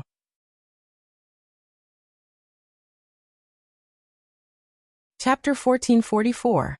The symbol of the Jiogong family was a crow with an amethyst eye, which Wang Ling speculated might have something to do with the purple eyes that the Jiogong family inherited. Yin-yang eyes. Wang Ling sized up Jiogong's purple eyes out of the corner of his eye and instantly knew where they came from. This was a very rare type of eye. After all, this was Jiogong, who had made her name by exorcising demons and suppressing evil. This was simply a gift from the ancestral master. Wang Ling sighed in his heart. If only he could use his own abilities to make money. Unfortunately, the family rules were strict. This was the first time Wang Ling and Jiogong had met.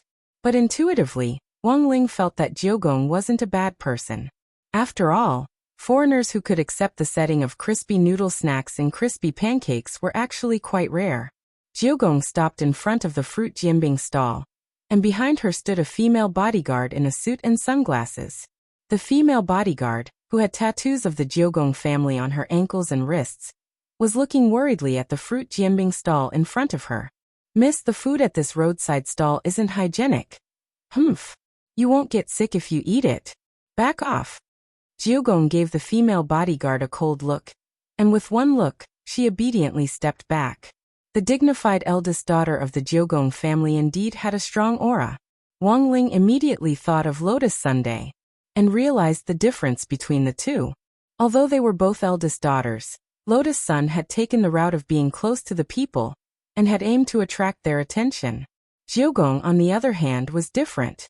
She was an ice beauty with a strong aura that made people flinch. The old man didn't dare speak or ask, and just wanted to concentrate on making the jianbing in his hands. He didn't recognize this girl called Jiogong, but he knew that she was an eldest daughter with a strong aura. With her standing here, the other students didn't dare approach her easily. Since this was the first time he was doing business with this girl, the old man hesitated when he was putting in the paint. "Miss, do you want chili? Insanely spicy. Then do you want coriander?" "No." "Okay."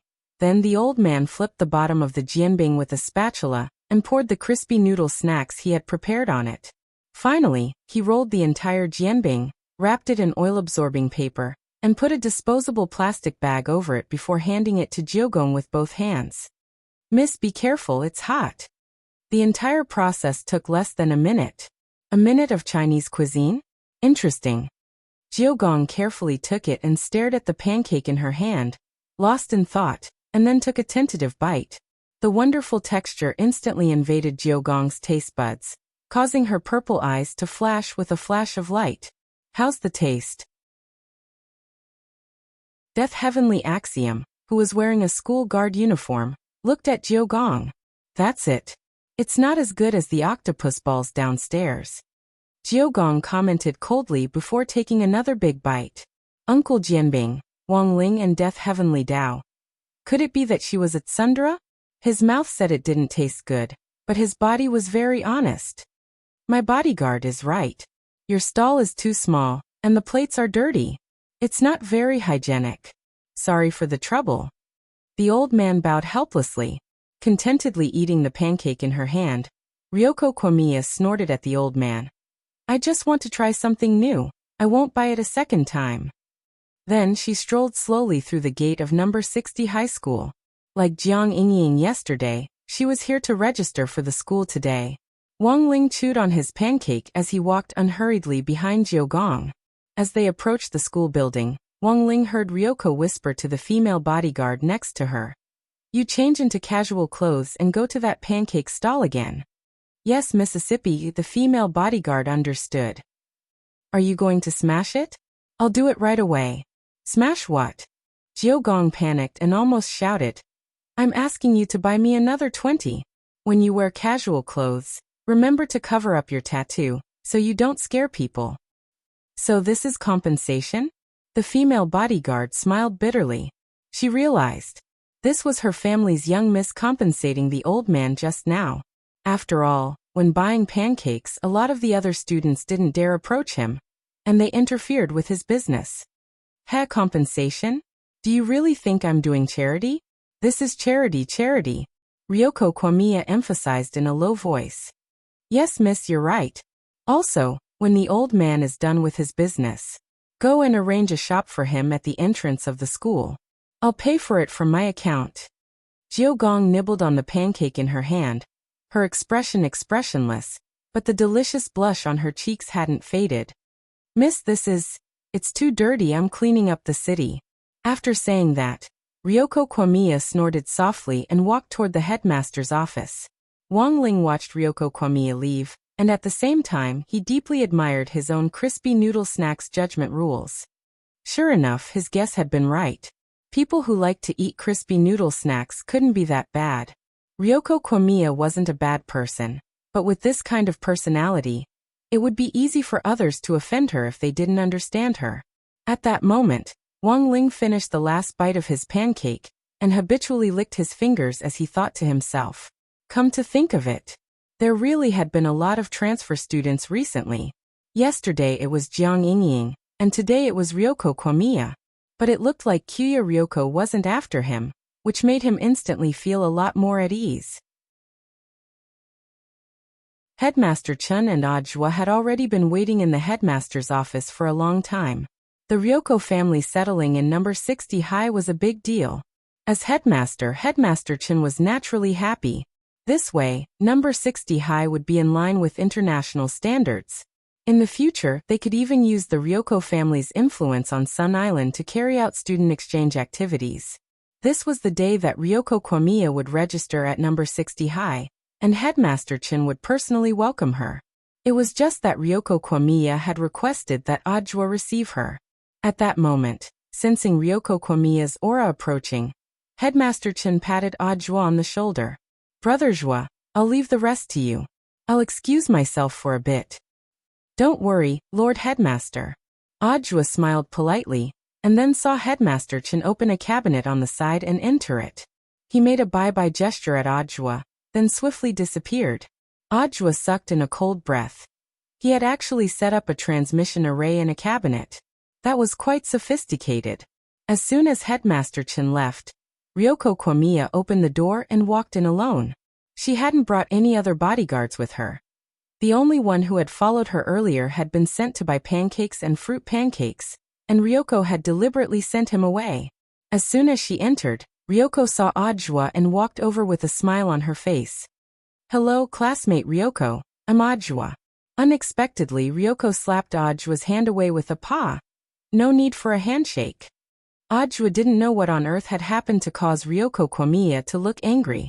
At that moment, the girl glanced at the sofa on the side, and directly sat down as if she were the host. "How have I offended classmate Ryoko?" Ajwa was still puzzled. "Don't misunderstand, Mr. Joie.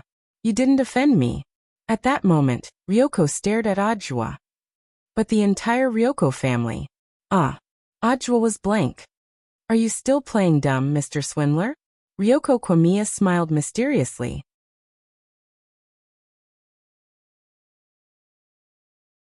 Chapter 1445. Ajwa hadn't expected Jyogung Ryoko to transfer to number 60 high school because of him. And he had actually offended the entire Jyogung family? Ajwa found this a little inconceivable. In fact, there had always been doubts about the large-scale disaster that had suddenly descended on the gate between worlds 6 years ago. And this wasn't the first time that Ajwa had faced such doubts. As Wang Ling's number 1 disciple and scapegoat, Ajwa's mental fortitude had long since been tempered to the point that he could even fool a lie-detecting magic treasure. Thus, in the face of Jyogong's questioning, Ajwa just smiled, his heart as calm as an ancient well. He skillfully operated the tea set on the headmaster's table, made a cup of tea for Jyogong, and handed it to her. "I don't know why classmate Jyogong says that, but what happened 6 years ago should have long since been settled." Sniffing the fragrance of the tea and the hot water, Jyogung Ryoko's anger when she saw Ajwa suddenly seemed to ease a lot. "Heh, who wants to drink tea made by a liar like you?" Although she said so, she still reached out to take the teacup. "Classmate Jyogung, you need evidence for everything.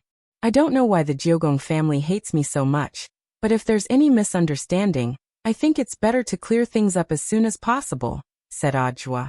He sat down opposite Jyogung, and at the same time, observed her expression. She was a nice beauty, and her expression didn't change in the slightest. Emotions didn't show directly on her face. Ajwa was a little familiar with this feeling. After all, his Shifu was also this kind of person. "Liar, do you really think I don't have evidence?" Jyogung Ryoko sipped her tea and gazed at Ajwa with her purple eyes. "Although the incident happened a long time ago, our Jyogung family has put in a lot of effort. We did indeed find a witness at the scene. Furthermore, this witness said that the person who defeated the Demon King was a boy with dead fish eyes." Speaking of this, Jyogung Ryoko paused. Speaking of dead fish eyes, she remembered that she seemed to have seen a dead fish eye not long ago. But for some reason, there was a lack of memory in her mind and she couldn't recall it. But this wasn't the point. The point was that she had come to Huaxiao Nation this time, and chosen number 60 high school. She had come for Ajwa from the beginning. One reason was to expose this swindler, and the other was to use this topic to expand the Jyogung family's market in Huaxiao Nation. "You mean a witness?" Ajwa was slightly taken aback. The scene at that time was too messy. There was dust and smoke from collapsed buildings everywhere, as well as thick smoke from all kinds of explosions. He had saved a lot of people in the beginning with the team, and had already confirmed that the core area where Loopy Toad had landed had already been evacuated, and there wouldn't be a third person there. So, where did this witness come from? Ryoko Kamiya did not keep him in suspense. Instead, she took out the evidence that she had prepared in advance from her small bag. It was a photo, and what shocked Ajwa was that it was actually a GIF. Can GIFs be printed now? Ajwa stared at the photo in disbelief. This is a digital camera photo seal, and the person sealed in this photo is the witness of our Kuya family, Kuya Ryoko said. Ajwa stared at the photo. He saw a little girl in a light yellow dress. She was only about 5 or 6 years old, and she was knitting a sweater in the photo. A day ghost? Ajwa stared at the photo for a few seconds before finally picking up on the clues. He hadn't expected the witness that Ryoko Kamiya was talking about to be a day ghost. "You don't look so useless." Ryoko wasn't surprised that Ajwa could tell. But to be able to directly identify the type of ghost based on a sealed photo, he definitely had to have the vision of an expert. Their Jiogong family had been responsible for exorcising demons for generations.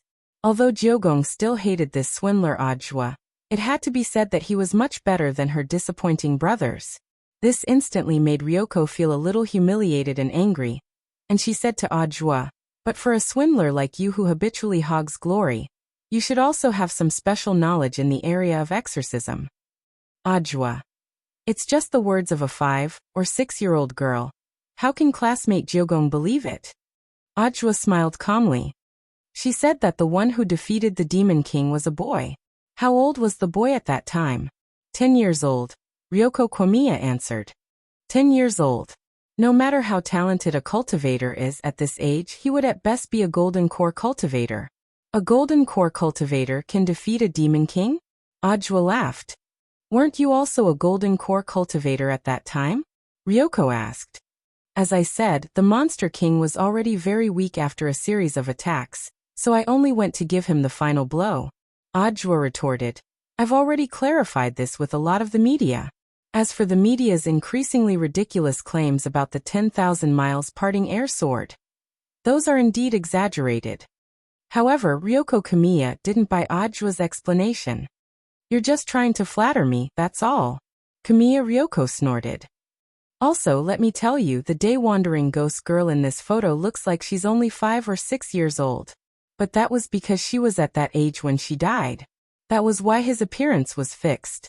Little Yellow appeared in that area 30 years ago, which is to say that she actually has the mind of an adult. I know what you want to say, Ajwa replied. Classmate Komiya wants to say that this day-wandering ghost's words are in fact legally binding, right? Yes, liar. Ryoko Komiya's lips curled up. So, are you panicking? No. Ajwa shrugged indifferently. I know that a day-wandering ghost's words alone are far from enough. So I have to find the boy who was seen by this day-wandering ghost back then. At that moment, Ryoko Komiya got up and abruptly took a step forward. Her purple eyes fixed on Ajwa, and the two of them almost instantly closed the distance between them. Ryoko Komiya. According to our Komiya family's speculation, you have repeatedly performed miraculous feats in recent years. In recent years, you've performed miraculous feats again and again. A lot of things may seem irrelevant, but they are in fact closely related to number 60 high. So we have reason to suspect that the boy might be studying at number 60 high. They were too close, and from this angle, they just happened to be facing each other. Ajwa tilted his head slightly and pretended that he hadn't seen anything. Classmate Komiya, you're too close. Ryoko Komiya hurriedly got up and covered herself. You pervert. Ajwa was instantly unconvinced. But I still have to be able to see him. Classmate Komiya, you don't have any. How can I be considered a pervert? Hearing this, Ryoko Komiya took a deep breath and tried to calm herself down. She then quickly opened the office door and prepared to leave. She only left Ajwa with her cold back. Wait for me. Ajwa will see. I'll handle the registration procedures for classmate Komiya. Have a safe trip. Ajwa smiled and nodded. Bang. Then the office door was instantly shut. Seeing that Ryoko Komiya was gone, Ajwa heaved a sigh of relief. This young miss from a foreign country. She was a little tricky. At that moment, Ajwa glanced at the ring on his thumb. This ring was one of the magic weapons Wang Ling had given him. It was called the fake heart ring, also known as the substitute heart ring. As the name implied, it was a ring that could replace a heart with a space. The heart in Ajwa's body right now was a fake heart created by the substitute heart ring, while the real heart was sealed inside the ring. The heart was a vital part of the body, and the substitute heart ring was originally meant to protect it. But it was different for Ajwa, because the heartbeat of the fake heart didn't belong to him. This was one of the main reasons why Ajwa could remain calm in the face of questioning, and thus deceive those lie-detecting magic treasures. In fact, the heartbeat of the heart that was sealed in the heart substitution ring space was really frantic. When Ryoko Komiya approached, Ajwa could clearly feel his heartbeat accelerate under the other party's barrage of questions.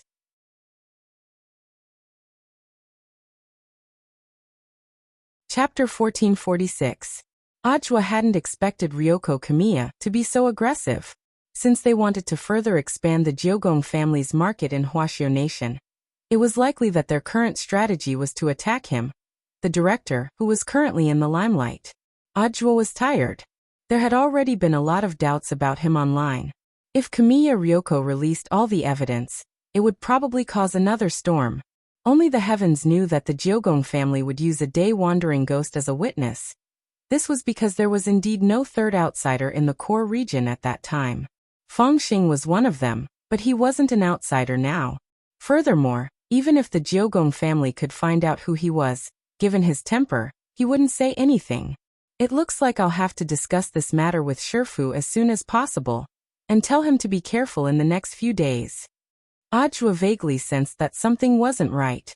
He immediately sent Wang Ling a text message to warn him to be careful of that girl called Jeogong, because in the previous conversation, Jeogong had specifically mentioned the iconic dead fish eyes. Furthermore, she firmly believed that the boy with dead fish eyes at the scene was studying at number 60 high school. Master, be careful. There's a girl called Jeogong who seems to be searching for dead fish eyes all over the world. She's suspecting what happened 6 years ago. After typing out the text message, Ajwa saved Kamiya Ryoko's phone number in his phone based on the relevant information provided by the Kamiya family. Name note, Queen Adun. Ajwa closed his phone and leaned back on Headmaster Chen's leather sofa as he pondered for a while. That girl Ryoko Kamiya. It was indeed not easy to deal with. But the other party's choice to directly reveal his identity and come to number 60 high for an internal investigation was definitely the wrong choice. Anyone who had fought werewolves knew that revealing one's identity right from the start wasn't a wise choice. Number 60 high was his turf. It was impossible for them to cause trouble here. Thinking this, Ajwa sent another message to another person. Master's wife, that person called Kamiya Ryoko is investigating Shifu. She came to school to register today, be careful. On the other side, Lotus Sun replied almost instantly, who's your master's wife? Even through the screen, Ajwa could feel the steam. There was going to be a good show to watch. Given Lotus Sun's personality, Ryoko Kuya might not be able to get away with anything at number 60 high. You should know. The last girl who had tried to curry favor with Wang Ling. Everything had been arranged clearly by Miss Sunday. On the other side, Wang Ling was lost in deep thought after receiving the message. He realized that people nowadays really couldn't resist praising. When he was in front of the teaching building, he was secretly glad that the newcomer Kamiya Ryoko didn't come for him. The result was unexpected. The other party circled around. In the end, he sprinted in his direction. In conclusion, the only piece of evidence in Kimiya Yoshiko's hands was probably the day-wandering ghost that had lived for decades. But this day ghost could not be used as conclusive evidence. After all, everyone knew that the Jeogong family had always been responsible for exorcising demons. Only God knew if this day-wandering ghost was just making it up to save its life. So Kamiya Yoshiko's purpose in entering number 60 high was in fact to look for Wang Ling. As long as they could find the boy that the Daycrawler ghost had seen, it would be the key evidence. After some calculations, Wang Ling had a general idea of what Ryoko Kuya was thinking. He closed his eyes and released his spiritual sense. He directly locked onto Ryoko Kuya's position in the school. Logically speaking, Ryoko Kuya was only here to register today, and could leave once she was done. But it seemed that the other party had no intention of leaving. Inside the teaching building, Ryoko Kuya strolled proudly down the school corridor. She was like a black swan, exuding an astonishingly cold and elegant aura. The only one who didn't fit in was the female bodyguard behind her, who was carrying a bag full of pancakes. Is this the transfer student from Sun Island? She's so beautiful. She's dressed like a gangster. She's not a sick girl, is she? You have to be careful when dating someone like this, or you might end up with a chopper. I think our president is better. She's too aloof, and I don't dare go up and talk to her at all. All the voices around her reached Ryoko's ears. Her eyes were like rays as they swept around. A lot of people thought that Ryoko was angry and quickly shut their mouths. In fact, this was just Ryoko Kuya secretly looking for dead fish eyes. Ryoko wouldn't easily get angry in front of outsiders, which was a good cultivation formed under the traditional education of the Ryoko family.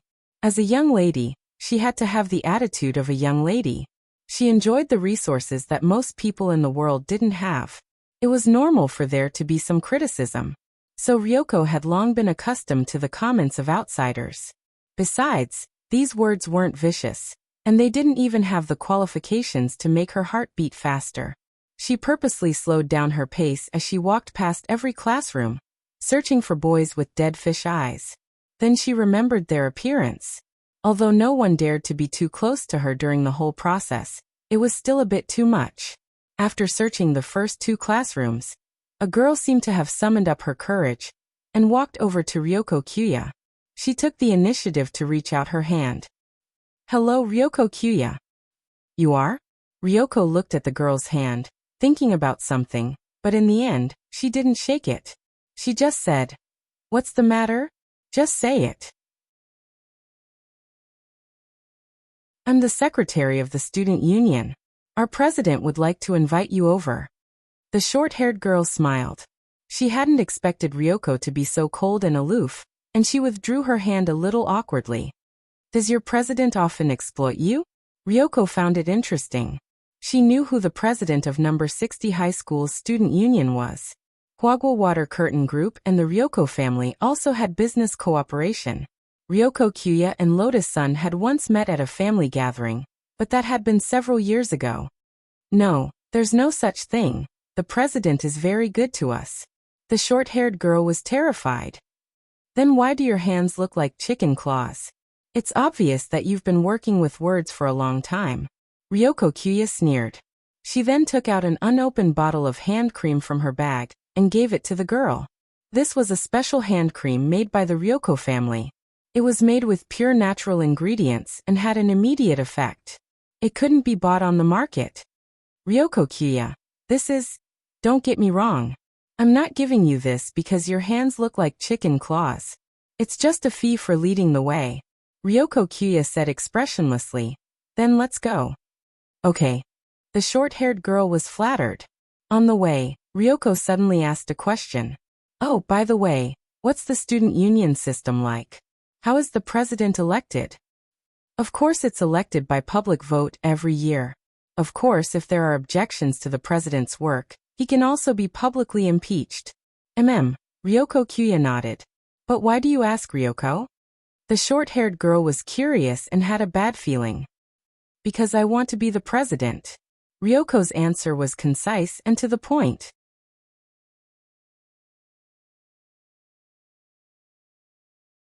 Chapter 1447. When Lotus Sun received Ajua's text message, she almost immediately felt a sense of danger. When she had seen Jyogong Ryoko's name on the list earlier, she had vaguely felt that the Jyogong family's purpose in entering number 60 high school wasn't pure. In the end, she hadn't expected this moth to be even bigger than she had imagined. Was it actually because of what had happened 6 years ago?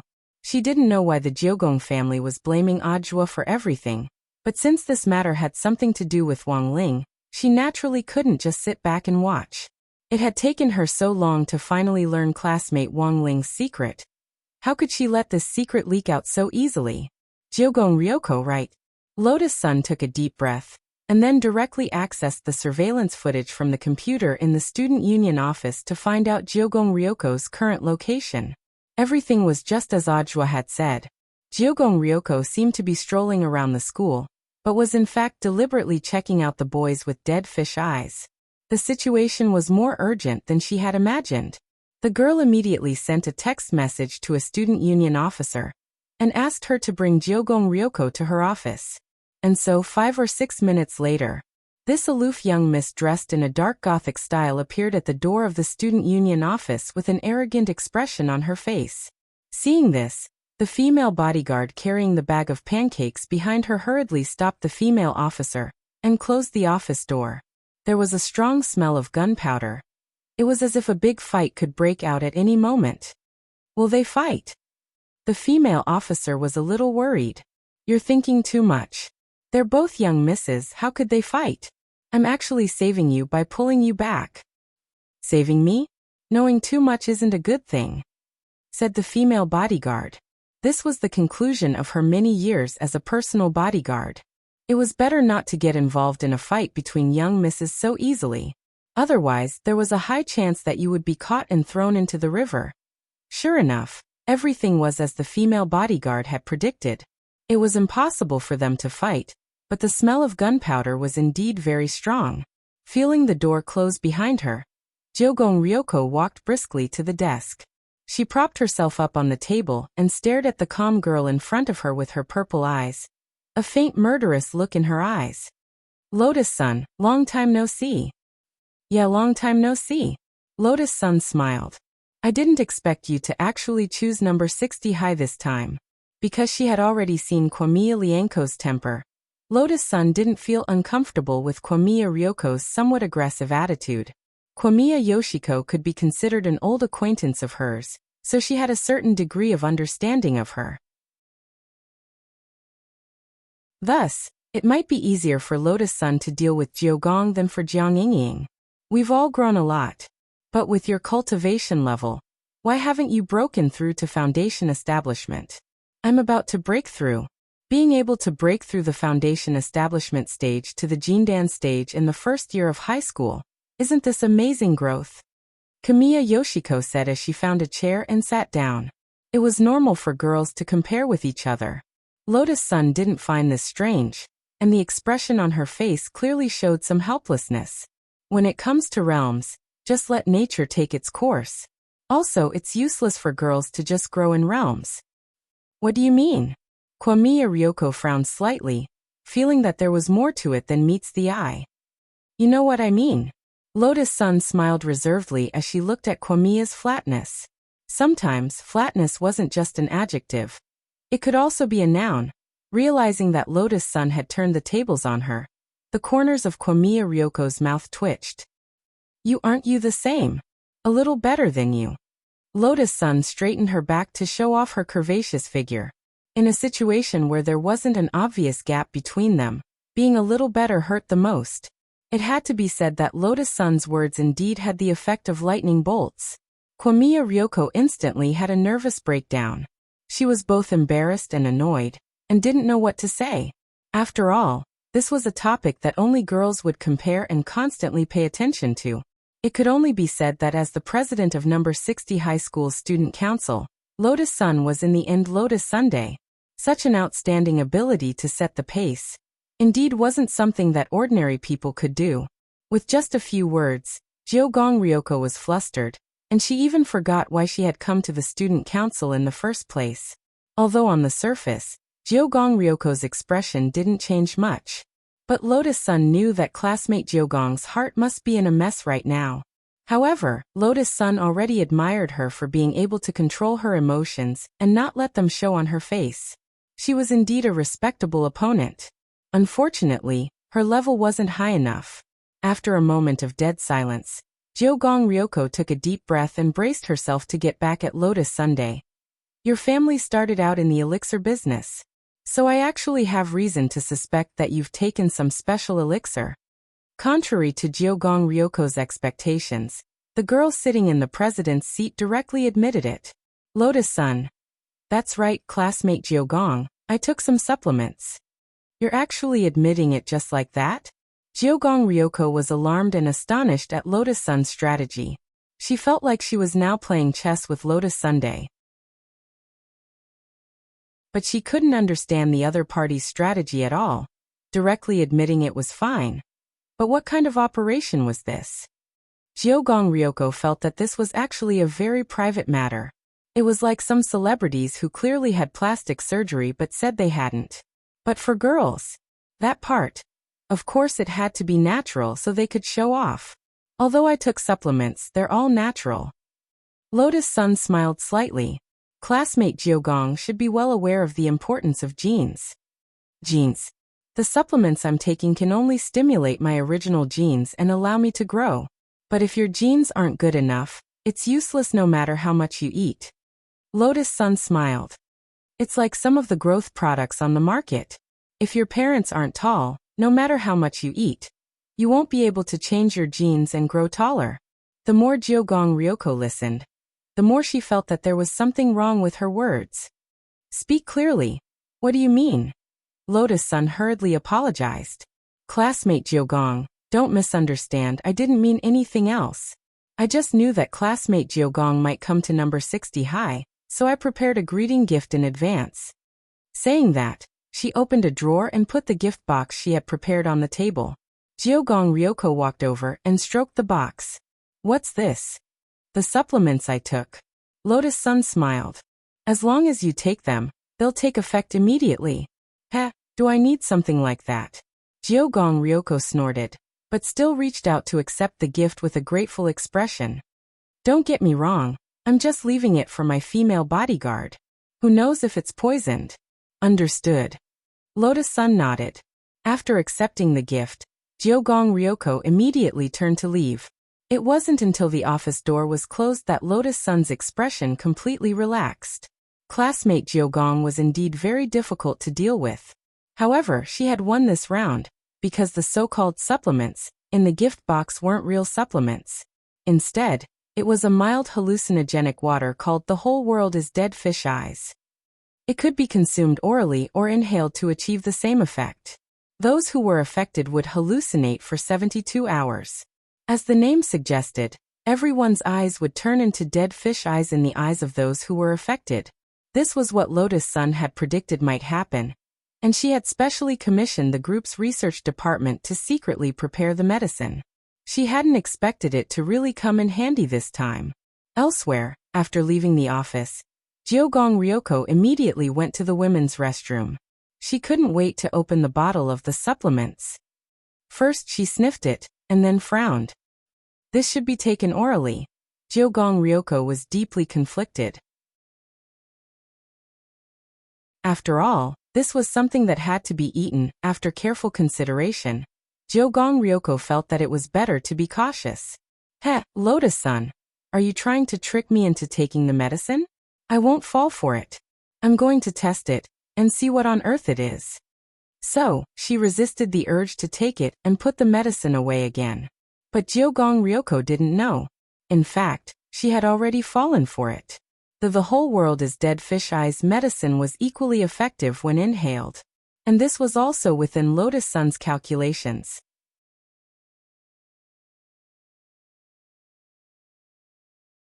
Chapter 1448. Although Ryoko Komiya's heart was really eager for the tonic, her rationality eventually overcame her desire, because this wasn't the first time she had fallen for Lotus-san's tricks. At that banquet of the rich and powerful, Ryoko Komiya believed Lotus-san's words and ate a pill that was said to make the body grow faster. She thought it was the supplement of her dreams. It turned out to be a rapid growth pill. As a result, when Ryoko woke up that night, she lay directly in the pile of hair. Those who didn't know would think that they were filming a sequel to The Grudge. However, that was a long time ago. Everyone had a time when they were young and mischievous, and Lotus-san was no exception. Lotus-san, do you think I'll be fooled a second time after being fooled once? Komiya Ryoko sneered inwardly and walked out of the bathroom confidently. Miss, how is it? How do you feel? The female bodyguard leaned over and asked. No, I didn't. Because I thought about it, it might be a trap, Ryoko said calmly. Mrs. Wise. The female bodyguard nodded. She secretly rejoiced at her young Mrs. Wit. Actually, if you're still worried, you can let me taste it next time. Make sure there's no poison then. In your dreams. Komiya Ryoko glanced at the female bodyguard. You're already big enough. If you get any bigger, are you trying to inflate a hot air balloon? The female bodyguard fell silent. She lowered her head, not daring to make a sound. Yet, Ryoko Jimiya was still staring at her, and the look in her eyes was getting more and more strange. Wait. Did you have plastic surgery? Plastic surgery? No. The female bodyguard panicked. Really? Ryoko Komiya was skeptical. No. I definitely didn't get breast implants. The female bodyguard said. Who asked you that? Ryoko Komiya frowned. I mean, why do I feel like your eyes are different from before? I remember that you have double eyelids. How come you have dead fish eyes now? Dead fish eyes? No way. The female bodyguard quickly took out her mobile phone and turned on the selfie mode to observe. She had spent a lot of money on her eyelids, but they still shone beautifully under the filter. Damn it. Kiyomiya Ryoko rubbed her forehead. She felt that she must have been too anxious to find the dead fish-eyed boy, causing her to hallucinate. However, none of this mattered. The search for the dead fish-eyed boy had to continue. She had already checked 2 classrooms earlier. Just as she was about to continue her search, she saw the number 60 high alumni walking toward her, each and every one of them staring at her with dead fish eyes. Ryoko Kiyomiya slowly sent a question mark. Question mark. Were there so many dead fish eyes in this school? Because of Ajua's early message, Wang Ling was a little absent-minded in class all morning. He was afraid that Ryoko Kiyomiya would find him. Therefore, he had been secretly watching Kiyomiya Yoshiko's movements. Unexpectedly, when it was almost noon, Ryoko Kiyomiya went back on her own, as expected of the Hwagwa Water Curtain group. To think that he could even develop something as miraculous as the dead fish eyes potion. Back then, he had been worried whether it would be a blessing or a curse if Lotus Sun found out about him. Looking at it now, he felt that he might have been worrying too much. Relying on her family's technology and money, the girl could provide him with a good cover. This time, it was all thanks to Lotus Sunday. Indeed, Wang Ling was grateful from the bottom of his heart. He felt that he should express his gratitude. Should I give her crispy noodle snacks? Wang Ling rubbed his chin, feeling a little conflicted. Giving her crispy noodle snacks would be a little too obvious. After all, he was probably the only person in this class who could give her crispy noodle snacks. It would be better to make it simple. Thus, while Lotus Sun was still in the student union office at noon, Wang Ling slipped a white rabbit creamy candy into her pencil case in passing. This was another childhood snack that Wang Ling loved deeply. It was just that he liked it far less than crispy noodle snacks. It was just an ordinary liking. Sometimes, in order to replenish the sugar in his body, Wang Ling would basically carry 1 or 2 of them with him. Of course, while this white rabbit creamy candy looked simple, it had actually been enchanted. As for its effect, he just had to wait until Lotus Sun ate it.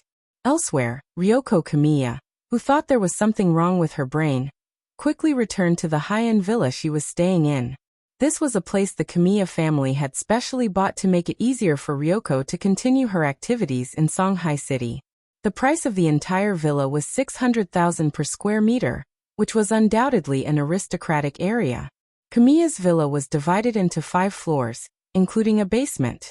Ryoko's personal space was on the 2nd and 3rd floors. The first floor was used to receive foreign guests, while the basement was occupied by security personnel, as well as some researchers. Is Miss feeling better? The female bodyguard poured Kiyomiya a cup of hot water. Neither she nor Kiyomiya had expected to be schemed against on their first trip to number 60 high school. A private doctor gave Kiyomiya Ryoko a detailed checkup. This was a doctor whom the Kiyomiya family had specially assigned to accompany her. He was a very young but very experienced lad. He had very neat, slicked-back hair, and wore a pair of gold-rimmed glasses, looking completely like a society elite. "Dr. Kawamura, how is it?" the female bodyguard asked as she looked at the doctor. Kimura Kawamura quickly concluded. "Miss must have been drugged with some kind of hallucinogen." "Hallucinogen?" Ryoko frowned. "I didn't eat that kind of thing."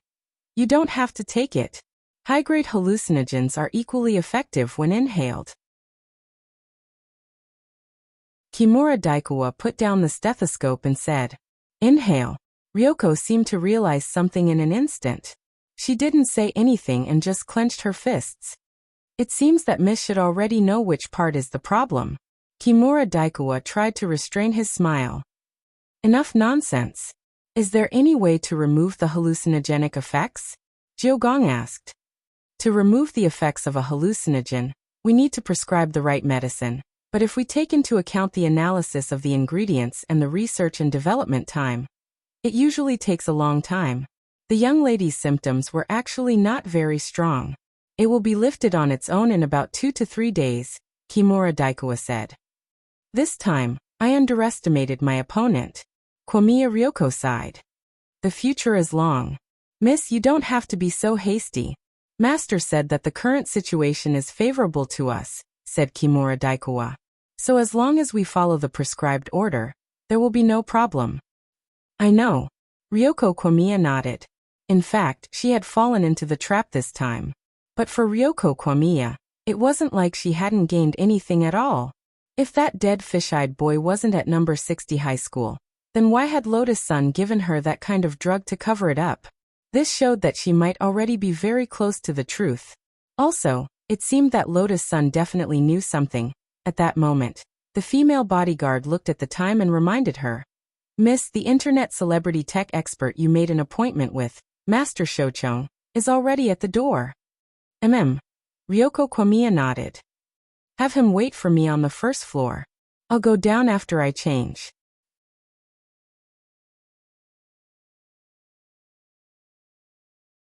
Chapter 1449. Brother Black smiled. Life or death was hard to predict. Created by Brother Chong, self-destructed. Taking advantage of Fan Xing's death-seeking operation last time, Shochong's fully automatic escape apartment became a hot topic. Shochong himself directly rushed to the forefront of popular civilian scientists. As one of the representatives of the new generation of exorcism, Jimiya Ryoko had always been very interested in cutting-edge technology. Many aspects of the Jiogong family's exorcism had been integrated with modern science, using technology to complete various tasks. As a result, the customer satisfaction rate had been greatly improved. Jimiya Ryoko's summoning of Shochong this time had actually been decided long before the Jimiya family had come to China. In other words, before Shochong had become as popular as he was now, the Jimiya family had already been on track with him. While Shochong waited in the reception room on the first floor, the villa's maid served him the electricity that had been carefully prepared. About 10 minutes later, Jimiya Ryoko changed into a purple maple leaf kimono and slowly walked down the stairs in wooden clogs. On the back of the kimono was the Jimiya family's crow emblem. This was the kind of outfit Jimiya had carefully prepared out of respect for scientists. After going downstairs, her purple eyes locked onto Shochong. This was the first time she had seen Shochong in person, and she was a little surprised that he was actually as slovenly as he looked in his photos. He was wearing a pair of straw sandals and a yellowed white coat. His face was full of stubble and even his hair was a mess of seaweed. Jimiya Ryoko felt that her good impression of him had instantly eroded. She had met 3 people in total today. Putting aside Lotus-san, the remaining 2 were Ajwa and Shochong. Although Ajwa was a very annoying liar, Jimiya felt that he was many times better than Shochong in terms of first impression. At the very least, he was a clean man. Miss, how about I let him go back? The female bodyguard said in a low voice, sensing that the atmosphere wasn't right. I invited him here. How can I let him go back so easily? Jimiya Ryoko frowned. She could only brace herself for now. Because there was a very strange smell on Shochong, Jimiya Ryoko chose to sit on a sofa a few seats away. Unexpectedly, as soon as she sat down, Shochong's butt automatically moved toward her, as if he had a pulley installed. Kwamiya Ryoko was speechless. Hello, Miss Jiogong. Shochong giggled. Although this is the first time we've met, I've actually brought a lot of experimental magic treasures that haven't been mass-produced yet. For example, just now when you saw me, you automatically closed the distance between us. This is actually the effect of the social nano underwear that I invented. Social nano underwear. There was an outbreak of influenza a while ago. During such an epidemic, it's actually very important to maintain a good social distance. Shochong began to introduce his product. And this social nano underwear can automatically maintain a distance of about 1 meter from the person you see. You don't even need to walk. You just need to sit like this, and your butt will automatically approach it as if it has a pulley. What if he runs away? The female bodyguard asked curiously. That's a good question, Mississippi, Shochong said. If he ran away, of course he would chase after him. The faster the opponent runs, the faster the buttocks move. So the flaw of this product is that if the speed is too fast, the strong friction will easily burn the buttocks. As expected of Master Shochong. Hearing this, Jimiya Ryoko took a deep breath. She suppressed her urge to curse and did her best to maintain her composure as a young miss. After all, she was the one who had invited him, and she couldn't lose her temper over a disagreement. Also, Jimiya Ryoko had in fact investigated Shochong beforehand, and knew that he had accumulated a lot of inventions that were basically useless. But whether these inventions were useful or not wasn't the point. What Jimiya Ryoko was interested in was Shochong's ingenious design ideas. Master Shochong should know why I'm here. I've always heard that the Jimiya family is going to attack Huashio Nation's demon and exorcism market. Shochong smiled. Ever since he became popular, he had been looking for a suitable partner, intending to mass-produce his inventions and creations. The Jimiya family had contacted him a long time ago. He felt that this was a good opportunity. He had worked for Fan Xing before, but Fan Xing's heart wasn't in the right place. Furthermore, it seemed like he had been cursed by some evil spirit, and had to be hospitalized every 2 or 3 days. A fine bird chose a good tree to nest in. Shochong had long wanted to work in a different place. No matter how rich Fan Xing was, could he compare to the support of the entire Jimiya family?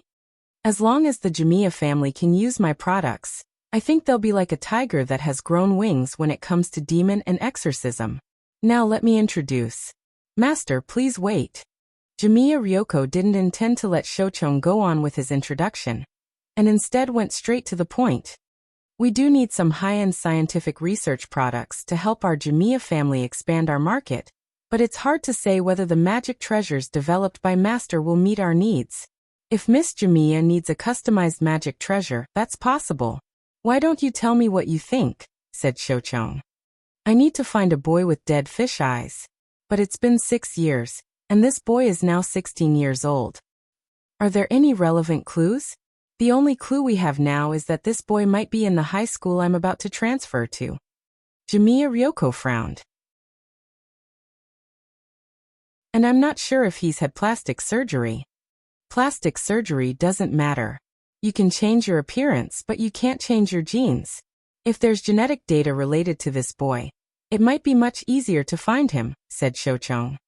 Right now, the only clue we have is the testimony of a day ghost. Jimiya Ryoko said with a headache. Back then it was just a boy, and his facial features hadn't fully developed. The Jimiya family had also found many masters to predict what the boy would look like when he grew up based on the description of the day ghost. The result was unreliable. So what is Miss Jimiya's need? Shochong felt that things were a bit interesting. I hope that Master can develop a magic treasure to help me find this dead fish-eyed boy. It's difficult, and the research and development costs. Is 5 billion enough? Deal.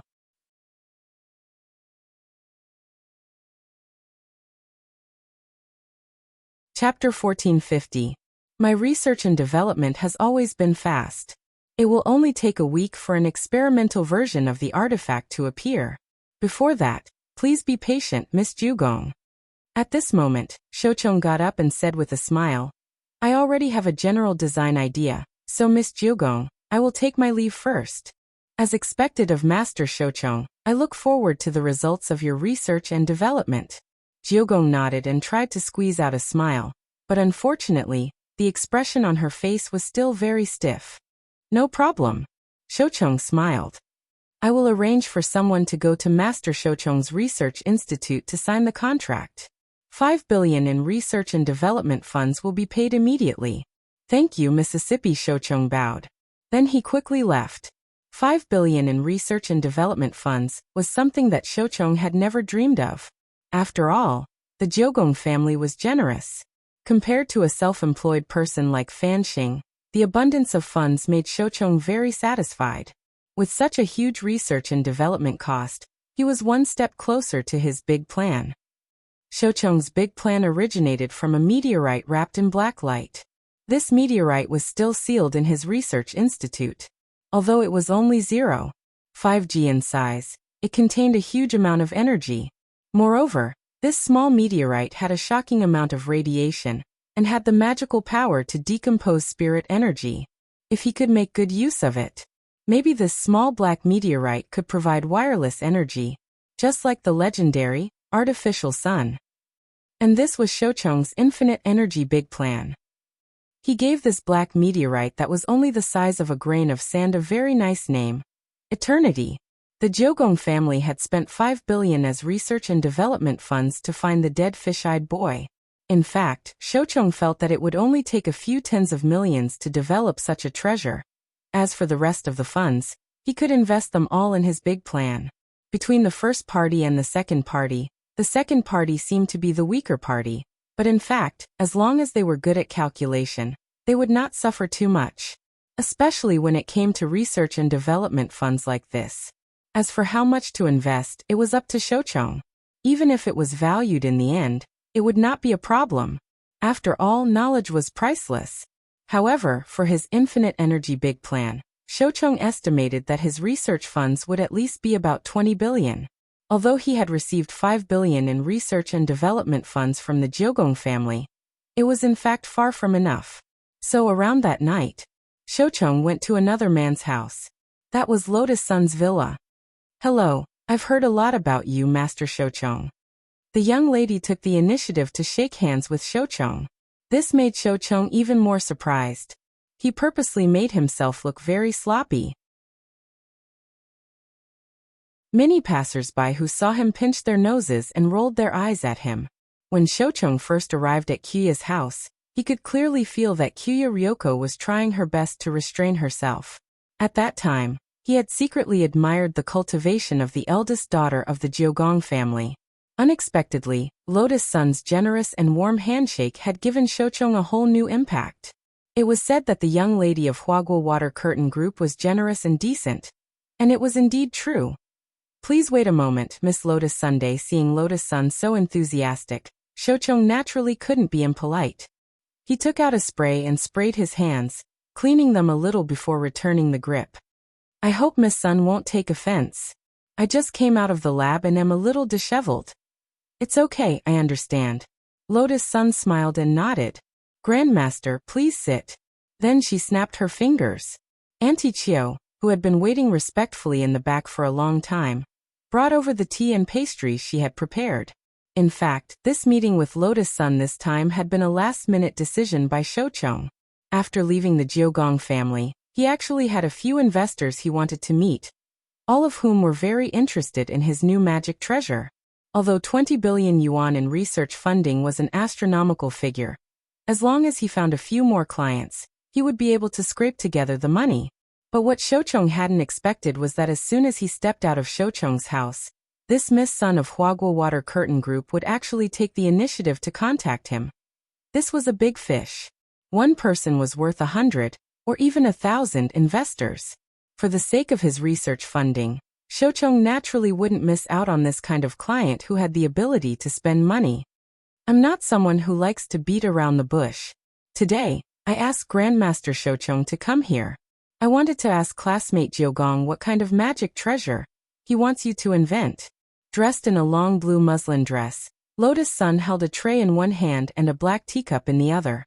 Her back was ramrod straight, showing off the figure and demeanor of a young Mississippi. Shoucheng was silent for a moment, then smiled bitterly. "This matter involves the client's secrets. You probably haven't signed the relevant contract yet. Since you haven't, the contract is just a piece of waste paper to wipe your ass. It's not a leak of secrets." Lotus Sun smiled. "But even so, I can't say." Shoucheng frowned, but still decided to keep silent. Although his goal was to raise funds, he still had his professional ethics. "Grandmaster, even if you don't say, I know." At that moment, Lotus Sun looked at Shoucheng and said, "Did Miss Jiogong Ryoko ask Grandmaster to create a magic treasure that can find dead fish-eyed boys?" Shoucheng's pupils instantly contracted at these words. "This." Shoucheng's eyes widened, his face full of disbelief. He didn't know where on earth this eldest Miss Sun had gotten this information. He was even more amazed at the girl's ability to control intelligence. Of course, it was impossible for Lotus Sun to do this without alerting the power of her family. Jiogong was a dangerous person. So after Jiogong Ryoko left school, Lotus Sun immediately got in touch with Grenade-throwing Senior Immortal and asked him to use BattleSec's intelligence network to monitor all of Jiogong Ryoko's movements.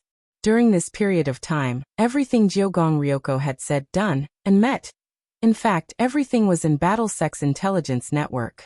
In fact, there were already spies arranged by Battlesect in the Jiogong family's villa. It seems that what I said was completely correct. Lotus Sun smiled faintly.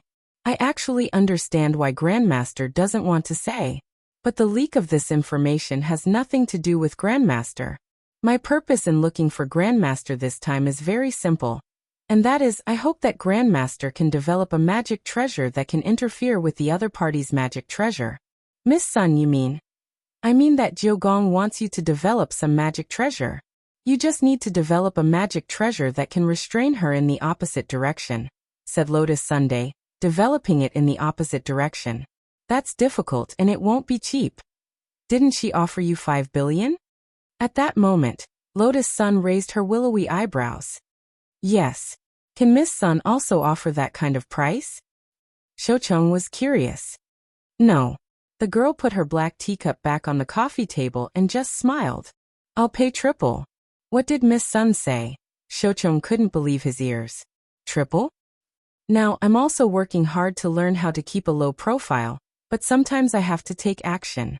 Saying this, Lotus Sun smiled faintly. If Jiogong wants to play, then I'll play with her. Shocheng wiped at his sweat. Now he completely understood that this was simply a war between women. Women were really scary. Fortunately, he wasn't married yet. You're tuning in to the Li Mei Sword of Destiny YouTube channel. We're so grateful for your support, and don't forget to subscribe to join us on this incredible journey through captivating stories. Your generosity through donations truly makes a world of difference, as it's the primary source of revenue that allows me to expand and enhance this channel for you. Thank you from the bottom of my heart for being a part of this adventure.